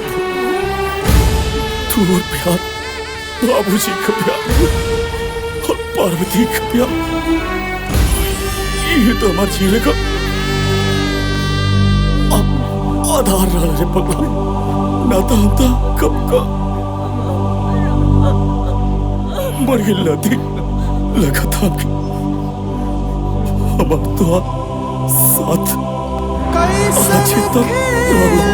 बाबूजी देखिए ना, ये का कहता नहीं, इनका क्या हॉस्पिटल ले चली बाबूजी।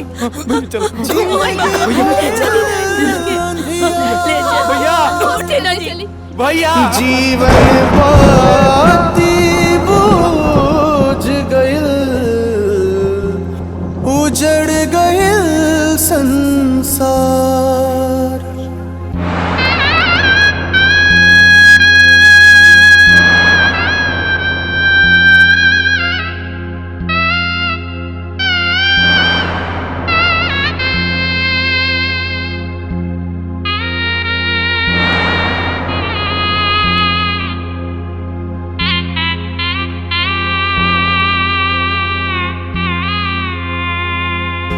सैया जी काहे हमार बोलत नइखी, बरसता नैना लोरवा पोछत नइखी।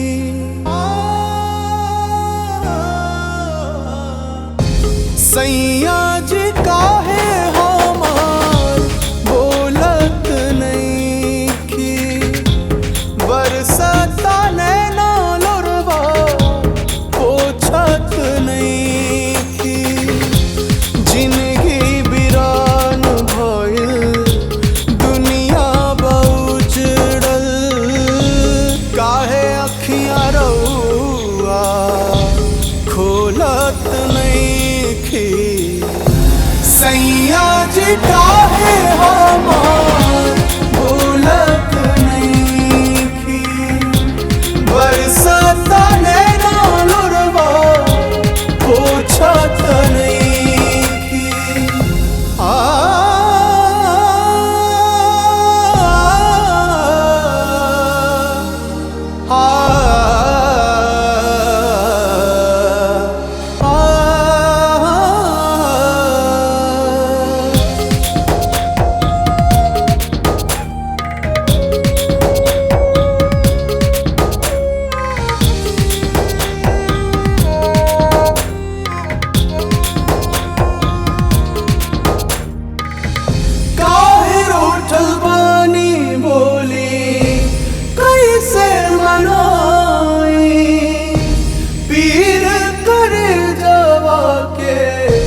कैसे दिखाई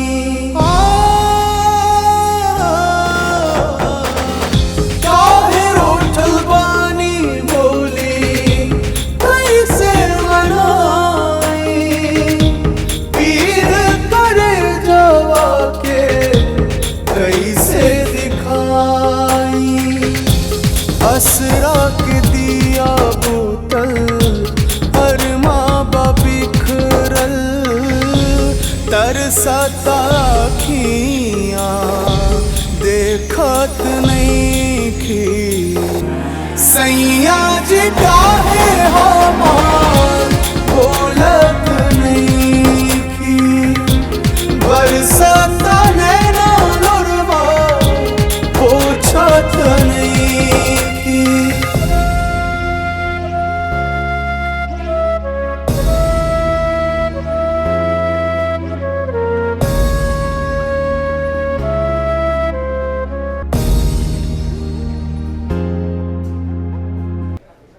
माँ जी आराम करी रहुआ, रहुआ उठी मत। डॉक्टर साहब हम ठीक हो जाए नु? हाँ माँ जी, रहुआ बिल्कुल ठीक हो जाए। राउर ऑपरेशन सही सलामत हो गई बा। ई सब रहुआ बेटा के प्रयास के वजह से संभव भइला। हम जानत नहीं कि हमार मझिला बेटा हमरा के ना छोड़े। हमार मझिला बेटा नु ऑपरेशन करौले है। कहाँ बा हमार डॉक्टर साहब? हमार मझिला बेटा कहाँ माँ बा? जी अभी भी रहुआ आँख से पर्दा ना हट। राउर मझिला बेटा ऑपरेशन तो दूर रहुआ के देखे तक ना आइल। रहुआ तो जिंदगी में कोनो अच्छा कर्म कैले होके कि बड़का बेटा जैसन औलाद पैदा। अरे राउर बड़का बेटा राउर जान बचावे खातिर आपन जान दे दा।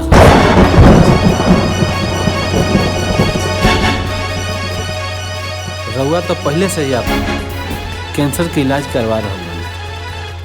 माँ जी के ऑपरेशन खातिर इतना सारा 5 लाख रुपया रहुआ कहाँ से लेके आए? आप चिंता मत करिए डॉक्टर साहब, हम अपन कैंसर के इलाज छोड़ दें, लेकिन माई का हम इलाज जरूर कराएं। कहीं से भी इकट्ठा करे पड़े पैसा हम जरूर कराएं।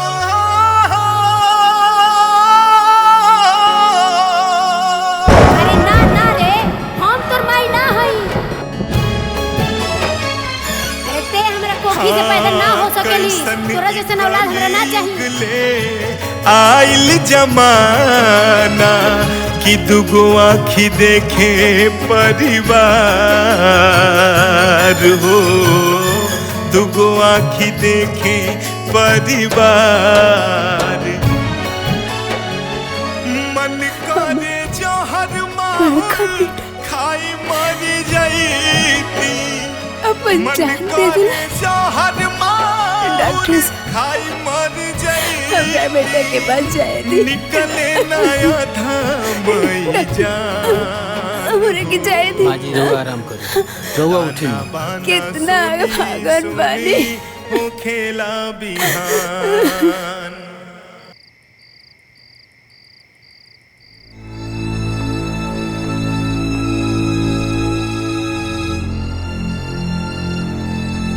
माई रुक जा ये देख का भाई माई?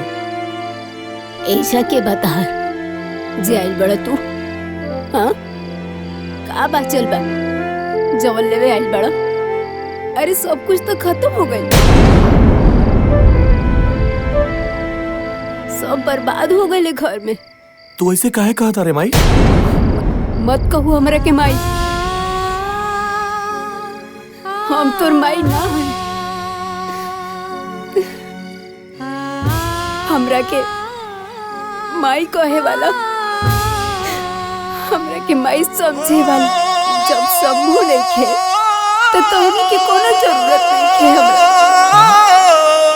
कोनो जरूरत नहीं है। अखिया के लोराबा कबो न केहू पोछल, बुझल खाली हमरा के आन हो, बुझल खाली हमरा के आन।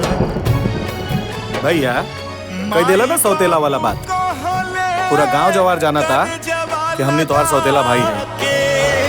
माई बाबू कहले कर जवा लगा के भैया बेटी को पुतूना खोली ह जुबान, ताना बाना सुनी सुनी हो खेला बिहान, ताना बाना सुनी। अरे बस भैया बस, हो खेला बिहान। सब कुछ जान के भी अनजान बनता रहा। अरे तेरा मजली भौजी से सामास मिली तब न तू घर परिवार के बारे में जानबो। अरे तू तो मेहरी के गुलाम बड़ा गुलाम।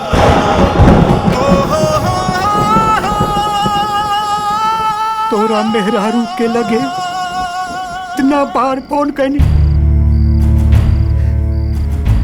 लेकिन तोर मेहरारू ना उठौलस। हाँ भैया, हमनी के तरह से बहुत बात करके कोशिश करी, बहुत फोन लगौनी, मगर ये मजली भौजी तरह से बातें ना करे दी। हमरा के सब समझ में आ गए। अरे हम तो वो अभागा बानी कि जे अपने भाई के प्यार भी ना समझ पाईनी। ए जी केहू भी पत्नी बस इहे चाहेली कि ओकर पति के कुछ पैसा बचे। अरे तोरा के पैसा चाहिए ना रे, ये ले पैसा।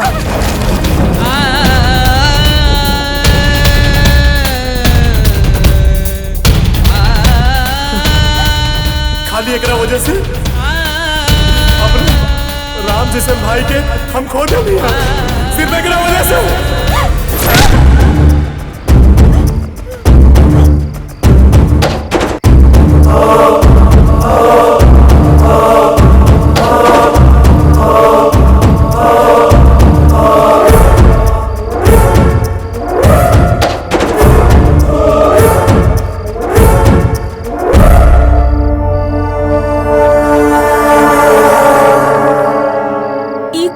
तानी बबुआ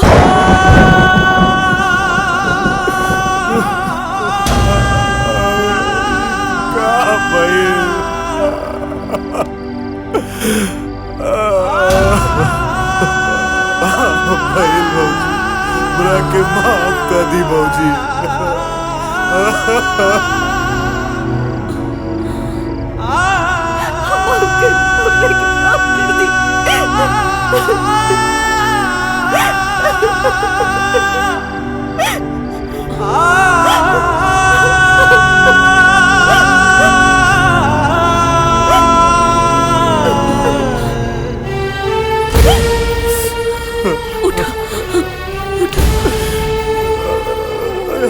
से कहो दीदी, हमारे एक छोटी गलती की वजह से एक पूरा परिवार में खल गई।